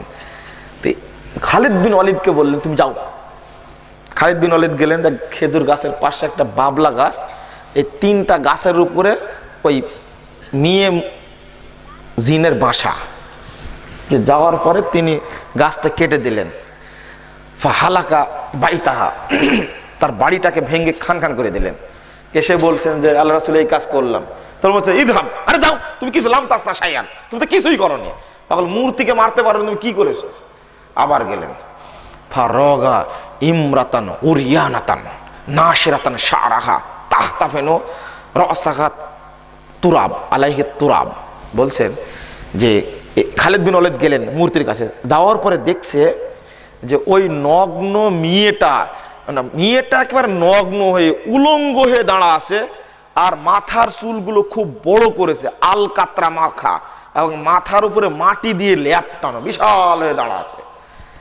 খালিদ বিন ওয়ালিদকে দেখে তার ওই যে চেলাগুলো আছে, ইয়া উজ্জা ইয়া উজ্জা বলে ডাকছে। ফাকদ্দামা ইলাইহা, খালিদ বিন ওয়ালিদ গেলেন, ফাআম্মামাহা বিসাইফিহা সাইফি, খালিদ বিন ওয়ালিদের হাতে থাকা লাঠি দ্বারা মারলো খুব জোরে, তরবারি দ্বারা মেরে ওকে ফেলে দিয়ে ফাকাতালাহা, ওকে এক কোপ মেরে করে হত্যা করে ফেললো। এই নগ্ন জিন। উবাই ইবনে কাব বলছেন, মা কুল্লি সানামিন জিন্নিয়া, পৃথিবীতে যত মূর্তি আছে প্রত্যেকটা মূর্তির ভিতরে নগ্ন জিন অবস্থান করে। আসলে খাম্বাকে পূজা করে না, পূজা করে কাকে? এই নগ্ন মেয়ে জিনকে পূজা করে। নাউজুবিল্লাহ। এটাই বুঝাতে চাইলেন মুহাম্মদ সাল্লাল্লাহু আলাইহি সাল্লাম। এসে বললেন ফাখবারাহা রাসূলুল্লাহ সাল্লাল্লাহু আলাইহি সাল্লাম, আল্লাহ নবীর কাছে বললেন যখন, তখন তিলকাল উজ্জা, খালিদ এই উজ্জাটায় মূর্তির মধ্যে ঢুকে ঢুকে শব্দ করত, আর কাফেররা মনে করতো যে এই তো কিছু বলছে। দেখেন তাহলে মূর্তি পূজার একটা ইতিহাস শুনলেন আপনারা। এইভাবে শিরিক চলে এসেছে। আমরা আপনারা শিরিকের অবস্থানটা বুঝি না, বুঝতেও চাই না। অনুরোধ জানাই আপনাদেরকে লক্ষ্য করে, আপনারা এই সমস্ত শিরিক পূজা বন্ধ করুন, মূর্তি পূজা বন্ধ করুন। ইমান এমনটাই যদি ইমানের মধ্যে শিরিক একটু ঢুকে যায় সব নষ্ট হয়ে যাবে। আগে কি বলেছেন? লা ইলাহা ইল্লাল্লাহ। এর অর্থ বুঝি তো আমরা, মানে মদের বোতলটাকে পরিষ্কার করে তারপরে মধুটা ঢালতে হবে। আগে মদের বোতলটা পরিষ্কার করতে হবে, তারপরে ওর মধ্যে মধু ঢালতে হবে। লা ইলাহা, এখানে কিছুই নেই, আগে শূন্য করুন, তারপর বলুন কি? ইল্লাল্লাহ। ওহো, আপনি মদের বোতলের মধ্যে মধু ঢালছেন, চলবে না? আপনার এটা বিশ্বাস, এক মণ দুধের মধ্যে গরুর এক ফোঁটা পেশাব পড়লে গরু দুধ সব নষ্ট হয়ে যাবে। পরীক্ষা করে দেখেছেন? কেউ দেখেননি। একজন হাত তোলেন তো, এক মণ দুধের মধ্যে এক ফোঁটা পেশাব দিয়েছেন, একজন হাত তোলেন। নাই। বিষ খেয়ে মানুষ মরে মরে, কেউ পরীক্ষা করে দেখেছেন? বলেন দেখি, পরীক্ষা করেছেন কিনা? করেছেন? একজন হাত তোলেন। আমি পরীক্ষা করে দেখেছি। আমি ইতিহাস বলবো একটা। খালিদ বিন ওয়ালিদ বলেছিলেন, ওই রোমের সৈন্যবাহিনীকে বলছে, এই তোমার কাছেটা কি? তো হচ্ছে বিষ। কেন বিষটা নিয়ে আসছিল? তখন বলছে যে ধরা পড়ে যায় তাহলে বিষ খেয়ে মারা যাব। তখন বলছে, পাগলা কোথাকার, মৃত্যু তো আসমানে হয়। বিষের শিশিটা নিয়ে তিনি খেয়ে নিলেন, নেওয়ার পরে কই মরলাম না তো। তখন মুশরিক সৈন্যবাহিনীর সেনাপতি বলে দিলেন, তোমরা যুদ্ধ মেনে নাও, এদের কাছে আপোষ করো। মুসলিম সেনাদের মধ্যে এমন একজন ব্যক্তি আছে, তার যে দৃঢ়তার আত্মশক্তি যা আছে তোমরা কোনোদিন পারবা না। খালিদ মরেনি। আপনাকে পরীক্ষা করেনি আজও? একজন হাত তুলেন না যে বিষ খেয়ে পরীক্ষা করে দিয়েছে আমি মরিনি। আরে বিষ তো দূরের কথা, দুধ খাওয়া কি, আনারস খাওয়ার পরে কেউ দুধ খেয়েছিলেন? হাত তুলেন তো দেখি, আসেন এরকম কেউ? আপনারা এত বড় মদ দাননি, আপনারা এত বড় শক্তি পারেননি কেন? দেখেন, বিষটা মানুষের তৈরি করা, দুধ তো দুনিয়ার জিনিস, এর ব্যাপারে আপনাদের এত বিশ্বাস চূড়ান্ত, কিন্তু শিরিক করলে আপনার আমলের গোষ্ঠী শেষ হয়ে যাবে আল্লাহ বলছেন, তাও বিশ্বাস করছেন না, তাও বিশ্বাস করছেন না আপনারা। এই হলো আপনার বিশ্বাস। বিশ্বাসটা আপনার কি 1 কেজি হবে? Half KG? আপনার ইমানটার ওজন কতটুকু? 1 মণ হবে? একজন হাত তুলেন তো, আপনি বলেন তো দেখি, আমার ইমানের ওজন হাফ কেজি হবে? হাত তোলেন। পারবেন না। আপনি আজ থেকে ওই ইমানটা ওজন করবেন। যার ইমানের ওজন যত বেশি ওই ব্যক্তি তত দিনদার। আপনার ইমান আপনিও বুঝেন। বাপরে বাপরে ওর কলিজারে, এই রাত 2টার সময় গাজীপুর থেকে এখানে চলে এসেছে, সর্বনাশ করছে। বলেন না আপনারা? হ্যাঁ, এটা ইমান। আপনি ওটাকে সাহস বলছেন। ওর যা কলিজা ছিল মনে হয় মাপলে 20 কেজি ওজন হবে। আপনারা কি বলেন না? এটা ভাষা বলেন তো এটা। ওহো, আপনার ইমানটা আপনি মাপি দেখলেন না, দিনের প্রতি কত দৃঢ়, কত সাহস। একাই গোটা দেশকে জয় করে নিল। মানে সাহসটাকে বলেন।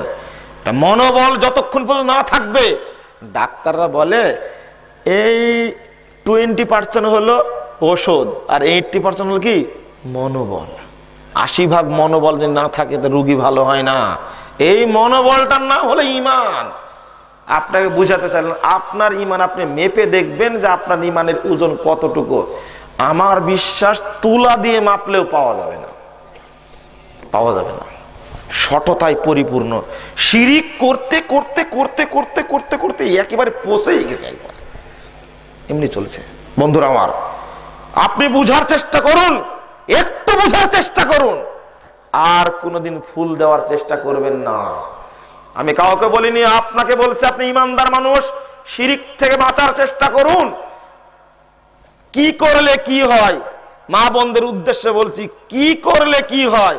এক ইবলিস দাঁড়িয়ে লোকের ছবি দেওয়া আছে আর বিক্রি করে বেড়ায় গ্রামে গ্রামে। এই বই কারো বাড়িতে থাকলে পুড়িয়ে ফেলবেন। 1 2 নম্বর, মুকসুদুল মুমিন যদি কারো বাড়িতে থাকে ওটা পুড়িয়ে ফেলবেন। 3 নিয়ামুল কোরআন যদি কারো বাড়িতে থাকে ওটা পুড়িয়ে ফেলবেন। এইগুলো হলো শিরিকের শিখণ্ডী, সব শিরিকে ভর্তি। বেহেশতি জোর যদি কারো বাড়ির থেকে ওটা আজকেই বের করে ফেলে দিবেন। কাউকে দিলে আবার সাটকা করেন না, কিন্তু আবার এটা সাথে চলবে না ওটা। বন্ধুরা আমার আলোচনা শেষ। ইমানের উপরে আপনারা দৃঢ় থাকার চেষ্টা করুন। আপনি প্রশ্ন করেছেন তাই না? আলোচনা অনেক করে ফেলেছি আমি, আজকে আর এত আলোচনা নয়। এখন আপনাকে আমাকে আলোচনা থেকে শিক্ষা অর্জন করতে হবে। বন্ধুরা আমার, সবচেয়ে বড় প্রয়োজন এখন সেটা হলো আমাদের ইমানটা পরিষ্কার করা, স্বচ্ছ করা, শিরক মুক্ত জীবন যাপন করা। আমি যেন ইমান আনার পরে মুশরিক না হয়। 2 নম্বর, বিশুদ্ধভাবে সালাত আদায় করা অত্যন্ত গুরুত্বপূর্ণ একটা জিনিস। আপনার সালাতটা 2টা জিনিস, বিশুদ্ধ ইমান আর বিশুদ্ধ সালাত, খুব উল্লেখযোগ্য জিনিস। আজকে সালাত সম্পর্কে আলোচনা করলাম না, তবে শিরিক এবং ইমান প্রসঙ্গে কিছু কথা আসছে। আগে নাকচ করেন। যত তাগুত আছে, শয়তান আছে, শিরিক আছে, বেদাকে নাকচ করেন। ফজিলতটা কি? আল্লাহ বলেছেন আল্লাযীনা ইসতানাবুত তাগুত আইয়াবুদুহা, সূরা জুমার 17 নম্বর আয়াত। যারা তাগুতকে বর্জন করলো, এই মর্মে তারা তাগুতকে অনুসরণ করবে না, ইবাদত করবে না। ওয়া আনাবু ইলাল্লাহ, এবং আল্লাহর দিকে ধাবিত হলো। ফালাহুমুল বুশরা, জন্য অনেক অনেক সুসংবাদ রয়েছে। আল্লাহ বলছেন ফাবাশশির ইবাদ, হে মুহাম্মদ সাল্লাল্লাহু আলাইহি সাল্লাম, তাদেরকে সুসংবাদ জানিয়ে দাও। আপনারা এই তরুণ ছেলেরা তোমরা তামার আংটি পরো, মহিলারা তামার আংটি পরে। গরুর গলায় কিন্তু এক শ্রেণীর কি একটা যেন মাটি দিয়ে তৈরি করে দেয়, এটা শিরিক। তাবিজ ঝোলানো শিরিক। আপনি যদি কিছু মনে করেন গাছ বেঁধে রাখবেন ওটা শিরিক হবে, আপনি ওটা দ্রুত বেটে ওটা লাগিয়ে দিন, এটা চলবে। অথবা খেয়ে নিন, চলবে। কিন্তু এই শিরিক চলবে না। আপনাদেরকে অনুরোধ করছি শিরক থেকে বিরত থাকুন আর আকীদাটা শুদ্ধ করার চেষ্টা করুন। এই আকীদা শুদ্ধ করার জন্য আমরা একটা পত্রিকা বের করি, তাওহীদের ডাক। যদিও পুরাতন, কিন্তু ওর মধ্যে কিছু আর্টিকেল আছে। এটা অবশ্য আলহামদুলিল্লাহ আমাকে আল্লাহ হজে নিয়ে গেলেন। হজ থেকে আসার পরে আমার মাথায় একটা জিনিস ঢুকেছে, আগে আলোচনা করতে হবে তাওহীদের আর আকীদার। আমি এটা বুঝেছি অনেকদিন পরে, যদিও 2-3 বছর যাবত মাঠে আমি আলোচনা করি, কিন্তু আকীদার আলোচনা করতে হবে এটা পরে বুঝেছি। যার কারণে এখন তাওহীদের আলোচনা আর আকীদার আলোচনা আমি বেশি বেশি করি। আর তারই সূত্রে আগে থেকে তাওহীদের ডাকে আমরা লিখে আসতাম। এর উপরে কিছু সংখ্যা আছে, বিশেষ করে তরুণ ছেলেরা, যুবক ছেলেরা তোমাদের মাথার ব্রেন একটু চোখা, তোমরা তাওহীদের প্রসঙ্গটা বোঝার চেষ্টা করবে। মাত্র 20 টাকা দাম, টাকা বড় বিষয় না, তোমরা এটা কিনে নিয়ে যা পড়ে ব্রেনটা পরিষ্কার করার চেষ্টা করবে, এটা তোমাদের প্রতি আবেদন থাকলো। বিলাল ফিলিপস একজন বড় ব্যক্তি বিশ্বের, এটা জানা কথা। তিনি তার আর্টিকেলটা আমরা বইটার মধ্যে দিয়েছি, তোমরা সেখান থেকে নিয়ে আমল করার চেষ্টা করবা, তাওহীদটাকে বুঝার চেষ্টা করতে হবে। খবরদার আর কোনোদিন যেন তোমার বাপের 1 টাকা যেন 26-এ মার্চে না যায়, কিন্তু যদি গেল তো শেষ। আর আরেকটা জিনিস, বিশুদ্ধভাবে সালাত আদায় কি করে করবেন, আমার নিজেরই লেখা জাল হাদিসের খবর রাসূলুল্লাহ সালাত বইটি যে কোনো জায়গায় পেলে আপনারা সেখান থেকে কিনে সংগ্রহ। আমার একটা বিশ্বাস যে মুসল্লি তাকে এই বই পড়তেই হবে, পড়লেই বুঝতে পারবে, 2 পৃষ্ঠা পড়লেই বুঝতে পারবে এটা আমার দরকার ছিল কিনা, এটা আমার একান্ত বিশ্বাস। নতুন মসজিদ করার পূর্বে সুন্নাতের আলোকে কি কি শর্ত পালনের জানতে চাই। বাহ, সুন্দর কথা বলেছেন। দেখি, এমন নতুন প্রশ্ন জীবনে একটা পেলাম। নতুন মসজিদ করার প্রথম শর্ত হলো মসজিদের জমিটা ওয়াকফ করতে হবে। 2 নম্বর, মসজিদের জমিতে বা আশেপাশে কোনো কবর থাকবে না, বিশেষ করে মসজিদের জমিতে কোনো কবর থাকবে না। 3 নম্বর, ওয়াকফ যারা করলেন তারা যেন কখনো জীবনে নিজেদের মসজিদ বলে দাবি না করে। 4 নম্বরটা, মসজিদের কমিটি যেন কোনো ধান্দাবাজ প্রচলিত রাজনীতির সাথে জড়িত বিড়িখর মদখর যেন কোনো সদস্য না থাকে, যদি থাকে তাহলে মসজিদের অবস্থা শেষ। এখন আমাদেরকে বিশ্বাস করেন, আমরা রাজনীতি করি তো বিশ্বাস করে না, রাজনৈতিক ব্যক্তির আশ্রয় নিয়েছে জুমার দিনে, ঈদের দিনে আর জালসার দিনে, মনে করবেন না কিছু, এটা বাস্তব। এই জন্য এগুলো শর্ত মেনে চলবেন। 5 নম্বর, ইমাম রাখবেন সহি আকীদা সম্পন্ন। আগে দাড়ি কাটা ইমামকে নিয়োগ দেওয়ার পরে বক্তব্য দিতে আসতে বলছে দাড়ি কাটা ইমাম রয়েছে কি নামাজ হবে, ব্যাকুব নিয়োগ দিলেন কেন ওকে? আপনি বুঝলেন না, আপনি দাড়ি কাটা ইমামকে নিয়োগ দিলেন কেন? তারপরে প্রশ্ন করছে, দেখবেন সুদখোর কিনা, বিড়িখোর কিনা, এগুলো দেখে ইমাম নিয়োগ দিবেন। ইমামকে খুতবা দেওয়ার জন্য স্বাধীনতা দিবেন। কোরআন এবং হাদিসে যা আছে, ঢাকা মোহাম্মদপুরে একটা মসজিদ আছে, মুতল্লি সাহেব আমাকে বলেছিলেন গত জুমার দিনে, তোমার আগামী খুতবার বিষয়বস্তু হলো মূর্তি পূজা ও তার পরিণাম। মূর্তির বিরুদ্ধে যা বলার দরকার সব বলবে, যা হয় আল্লাহর পক্ষ থেকে কোনো ভয় করো না। হাজার হাজার মুসল্লি সেখানে, মাঠে এখন ধরে না, এখন রাস্তার পার্শ্বে বা ডান সাইডে ফাঁকা জায়গা আছে, এখন ওইদিকে চট পেড়ে দেয়, মুসল্লি ভর্তি হয়ে যায়, 5-এরও গাড়ি নিয়ে মুসল্লিরা সালাত আদায় করতে যায়। আমি বলছি ইমামকে কথা বলার স্বাধীনতা দিবেন। ইমামতের চাকরি দিয়ে কখনো কি গলা টিপে ধরবেন না। সূরা ফাতিহা ছাড়া জানাজা সালাত হয় কি? কোনো দিনই হবে না। রাসূল মুহাম্মদ সাল্লাল্লাহু আলাইহি ওয়াসাল্লাম জানাজা সালাত সূরা ফাতিহা পড়েছেন 98-99 পৃষ্ঠা তিরমিজিতে হাদিস আসছে, 178 পৃষ্ঠা আসছে সহিহ বুখারীর মধ্যে। সুতরাং জানাজার সালাত শুধু নয়, যত সালাত আছে প্রত্যেক সালাতে সূরা ফাতিহা পড়তেই হবে।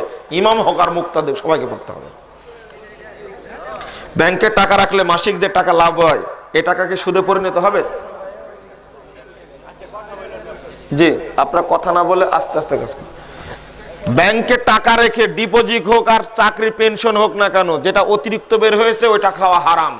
ওইটা নিয়ে হজ করতে গেলেও হজ হবে না, কিন্তু লাভ নেই, ওইটা হারাম। ওইটা তুলে আপনি জনকল্যাণে ব্যয় করবেন, তবে নেকির উদ্দেশ্যে না। কিন্তু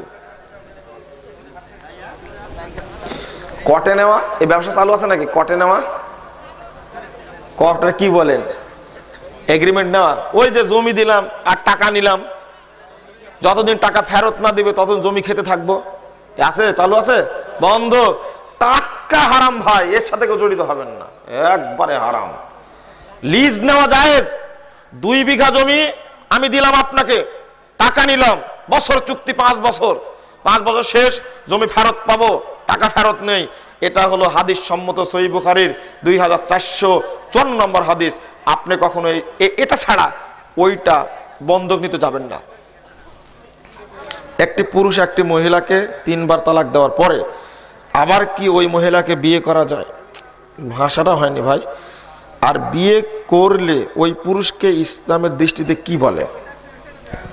তালাকের ফতোয়া। 3 মাসে যদি 3 তালাক দেয় পরস্পর, অথবা জীবনে যদি পরস্পর 6 মাস পরে, আরো 6 মাস পরে, তার 6 মাস পরে, 3 বছরে 3 তালাক দেয়, তাহলে 3তৃতীয় তালাক দেওয়ার পর সেদিন থেকে ওই স্ত্রী তার উপরে হারাম। যদি 1 বৈঠকে 3 তালাক থেকে না যে 10 কোটি তালাক দেয়, তবুও 1 তালাক হবে ওটা 1 বৈঠকে। এই মহিলাকে নিয়ে ঘর সংসার করা যাবে। যদি 1 তালাকই দিয়ে রাখছে, 3 বছর পার হয়ে গেছে, কিভাবে ফেরত পাবে?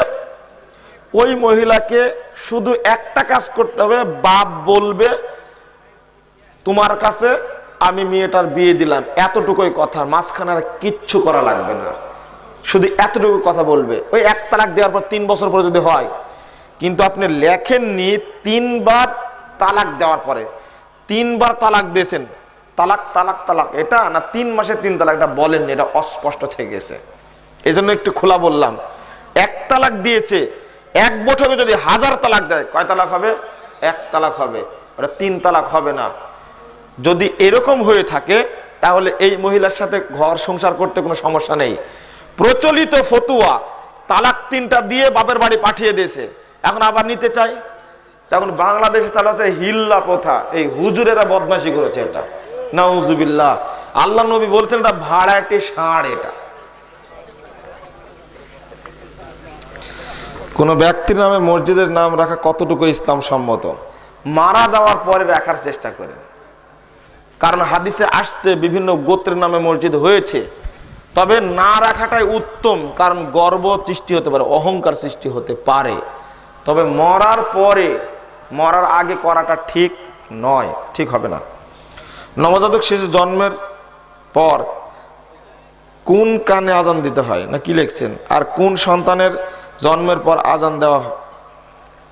জানাজার আগে কি আজান দিতে হবে? কি জানাজার আজান না, ও আপনি বুঝাতে চেয়েছেন মরার সময় আজান হয়েছে কিন্তু একামত হয়নি, না কি বলছিলেন যেন একটা কথা বলে, মরার সময় আজান হয়েছে কিন্তু সালাত হয়নি, আর জানাজার সময় কি হয়? সালাত হয়। এই যে একটা যুক্তি দিয়ে হুজুরেরা কথা বলে, আপনি কি জানেন একামত কোথায় গেল? জানাজা সালাতে একামত হয় নাকি? দেন তো একামত যে বাদ পড়ে গেল, এই যুক্তিটা আসলে ঠিক না। কেউ কেউ বলেন যে আল্লাহ গরু দ্বারা শুরু করেছেন আর নাচ দ্বারা শেষ করেছেন। কুরআন গরু দ্বারা শুরু করেননি, সূরা ফাতিহা দ্বারা শুরু করেছেন। বাকারা মানে কি? গরু, আর নাচ মানে মানুষ। গরুটাকে মানুষ বানাবে নাকি? এটা কোনো কথা হলো? এরও যুক্তি এক। জানাজার যখন বাচ্চাটা হলো, তার সামনে দাদিমা নানির আজানের বাক্যগুলো বলবে, কথা ক্লিয়ার? দাদিমা নানি বলবে তার বাক্যগুলো, আল্লাহু আকবার বলে কানে রাত 3টার দিকে আজান দিবেন, মানুষ মনে করবে কিনাই হয়ে গেল। এটা আজানের উদ্দেশ্য নয়, আজান না দিলেও চলে। আকিকাতে আগে সচেতন হন, 7ম দিনে আকিকা হতে হবে। ইমাম সাহেব যদি পান, তামাক, জর্দা ইত্যাদি খায় এবং তাবিজ ব্যবহার করে, তার পিছনে নামাজ হবে কিনা? ওই যে বললাম, ওকে নিয়োগ দিলেন কেন আপনি? ওকে বহিষ্কার করেন। তামাক জর্দা খায়, বিড়ি খায়, এটা ইমামতি করবে কেন? তাবিজ ব্যবহার করা কুফরি। কেউ যদি তাবিজ ব্যবহার করে জানাজার পর খুলে ফেলে, জানার পরে খুলে ফেলে, তাহলে তার পাপ হবে কি? খোলা ফেলা মাত্রই সব ক্ষমা হয়ে যাবে ইনশাআল্লাহ। এটাই হলো বিধান। আপনি তওবা করেন, ক্ষমা হয়ে যাবে।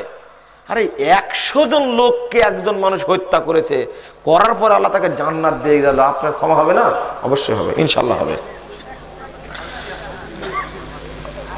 আমাদের পরিচয় কি? আহলে হাদিস বলে কেন পরিচয় দিই? আহলে হাদিস বলেই পরিচয় দিতে হবে, সালাফি বলেই পরিচয় দিতে হবে। কারণ 4টা হাদিসে বর্ণিত হয়েছে 4টা কথা। একটা হলো সালাফি, মান আলাইহি ওয়া আসহাবি, সাহাবায়ে কেরাম এবং রাসূল সাল্লাল্লাহু আলাইহি ওয়াসাল্লাম যার উপরে ছিলেন তার উপরে থাকে কে বলে সালাফি। আরেকটা নাম বের হয়, সাহাবায়ে কেরাম ছিলেন কুরআন এবং সহিহ হাদিসের উপরে, এর আরবি কি? আহলুল হাদিস। আর এই হাদিসগুলোর অর্থ মুহাদ্দিস উলামায়ে কেরাম, আসহাবুল হাদিস, আহলে হাদিসই বলেছেন। আপনার এখন ইমাম আবু হুরায়রা, আবু সাইদ খুদরি যদি পরিচয় দেন আবু আহলে হাদিস বলে, তাবিঈগণ যদি পরিচয় দেন আহলে হাদিস বলে, আহলে সুন্নাহ ওয়াল জামাত বলে, যদি মুহাদ্দিস উলামায়ে কেরাম পরিচয় দেন, যুগ যুগ ধরে যারা হকপন্থী তারা যদি পরিচয় দেয়, আপনার পরিচয় দিলে কি সমস্যা? ও আপনি মুসলিম, তাই না? কোন মুসলিম আপনি? খারেজি, ও তো জাহান্নামী। শিয়া, ও তো জাহান্নামী। কাদারিয়া না মুরজিয়া? না, আমাদের বুঝতে ভুল হয়েছে। মুসলিম বলে পরিচয় দিতে হবে, এই ধারণাটাই ভুল। মুসলিম উম্মার নাম মুসলিম, তবে মুসলিম উম্মা যে ৭৩ দলে বিভক্ত হবে, সবগুলো জাহান্নামে যাবে একটি ব্যতীত। ওই দল কোন দল? আল্লাহ নবী কি পরিচয় দিয়ে গেলেন? ওই কোরআনের আয়াতের অর্থ ভুল বুঝতে ভুল হয়েছে। ইন্নানি আনা মিনাল মুসলিমিন, আমি মুসলিমদের অন্তর্ভুক্ত। সূরা হামিম 33 নম্বর আয়াত, সূরা আল ইমরান, ওয়ালা তামুতুন্না ইল্লা ওয়া আনতুম মুসলিমুন। এর অর্থ কি? এর অর্থ হলো মুহতাদিন, হেদায়েত প্রাপ্ত হওয়া। আপনার মতো করে আপনার অর্থ বুঝলেন কেন? আমার অন্য বক্তব্য আছে, গত শুক্রবারের আগের শুক্রবার একটা বক্তব্য আছে, নেট থেকে নিয়ে নেবেন, শরীয়ত বুঝার মানদণ্ড, ওখানে আমার আলোচনা আছে, বিস্তারিত শুনে নেবেন। নবী কবরে জিন্দা নাকি মৃত্যু? রাসূল সাল্লাল্লাহু আলাইহি ওয়াসাল্লাম এই দুনিয়ায় মৃত্যুবরণ করে চলে গেছেন। আল্লাহ বলেছে ইন্নাকা মাইয়িত ওয়া ইন্নাহুম মাইয়িত, আপনিও মরে যাবেন, তারাও মরে যাবে। সূরা জুমার 30 এবং 31 নম্বর আয়াত। তো রাসূল সাল্লাল্লাহু আলাইহি ওয়াসাল্লাম মরে গেছেন। কবরে কোন হালাতে আছে, যেভাবে হাদিসে আসছে ওইভাবে বিশ্বাস করতে হবে। কোন নবী রাসূল কবর থেকে আপনার সালামের জবাব দিতে পারবে না। ওই ফাজাইল আমলের মধ্যে লেখা আছে যে কবর থেকে আল্লাহ নবী ওয়া আলাইকুম সালাম জবাব দিলেন, হাত বের করে দিলেন, চুমু করলেন, সব ডাম মিথ্যা কথাই বলে। বিতির নামাজের পদ্ধতি কি? কয় বৈঠকে পড়তে হবে? বিতির সালাত আপনারা 1 রাকাত পড়ার চেষ্টা করবেন। কয় রাকাত? 1 রাকাত। বাংলাদেশের মানুষ ছেড়ে দিয়েছে, ওইটাকে ধরতে হবে আপনাদেরকে। রাজি আছেন? 3 রাকাত পড়লে টানা 3 রাকাত পড়বেন, মাঝখানে বৈঠক করা যাবে না। মাঝখানে বৈঠক করতে হবে,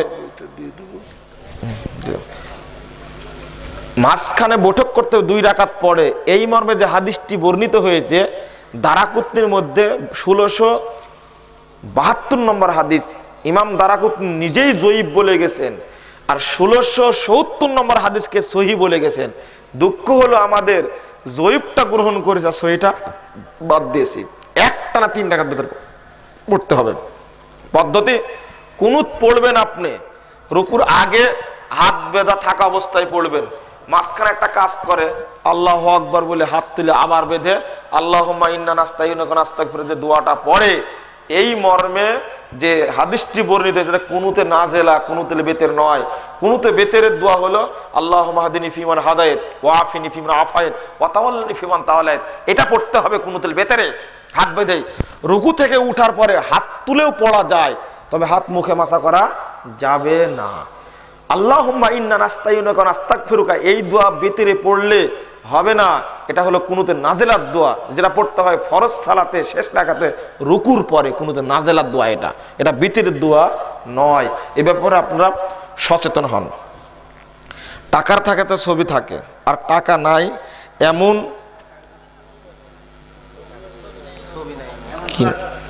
এমন ঘর লিখছেন, ওটা ঘর আছে বলে মনে হয় না। ফায়সালা কি হবে? ও আচ্ছা আচ্ছা, টাকায় ছবি আছে। যদি কোনো ব্যক্তি ওই টাকাকে সম্মান করতে চায়,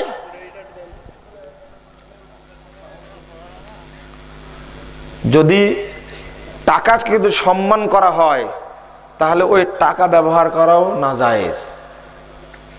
আপনারা টাকা সম্মান করেন কেউ? এই তো হাদিস তো আছে 336 পৃষ্ঠা সহিহ বুখারী প্রথম খণ্ডের, একটা ছবিওয়ালা কাপড় পরানো ছিল। আল্লাহ নবী এসে তিনি ছিঁড়ে ফেললেন। রাসূল আয়েশা বলছেন ফাত্তাখাস্তু নুমরাকাতাইন, আমি এটাকে 2টা টুকরা করে এটা বসার একটা গদি বানালাম। ওই কাপড়ের সাথে ছবি ছিল না? ছিল না?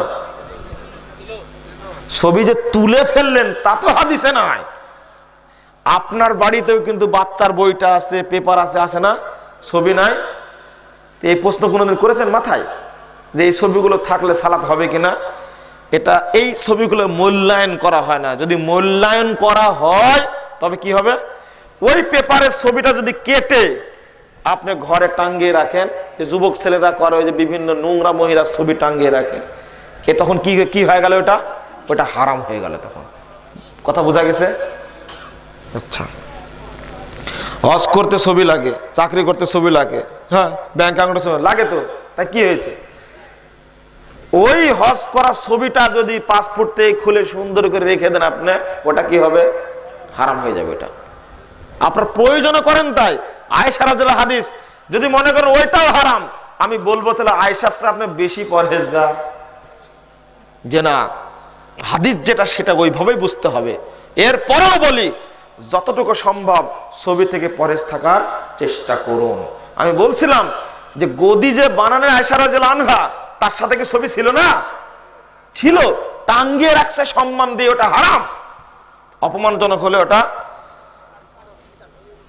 সমস্যা না। আল্লাহ রাব্বুল আলামিন আমাদের আরেকটা কি প্রশ্ন করলো, পীরগিরি নাকি একটা কথা বলেছে। বিড়ি সিগারেট জর্দা গুল, ও আজকে এটা বলা হয়নি তাই না? বিড়ি সিগারেট জর্দা গুল গাঁজা মদ চুয়ানি এগুলো সব এক বাক্যে হারাম।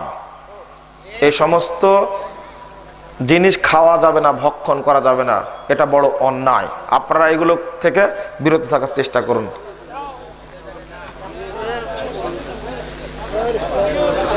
পীর ধরা যাবে কি? পীর ধরা মানে শয়তান ধরা, এটা ধরবে না।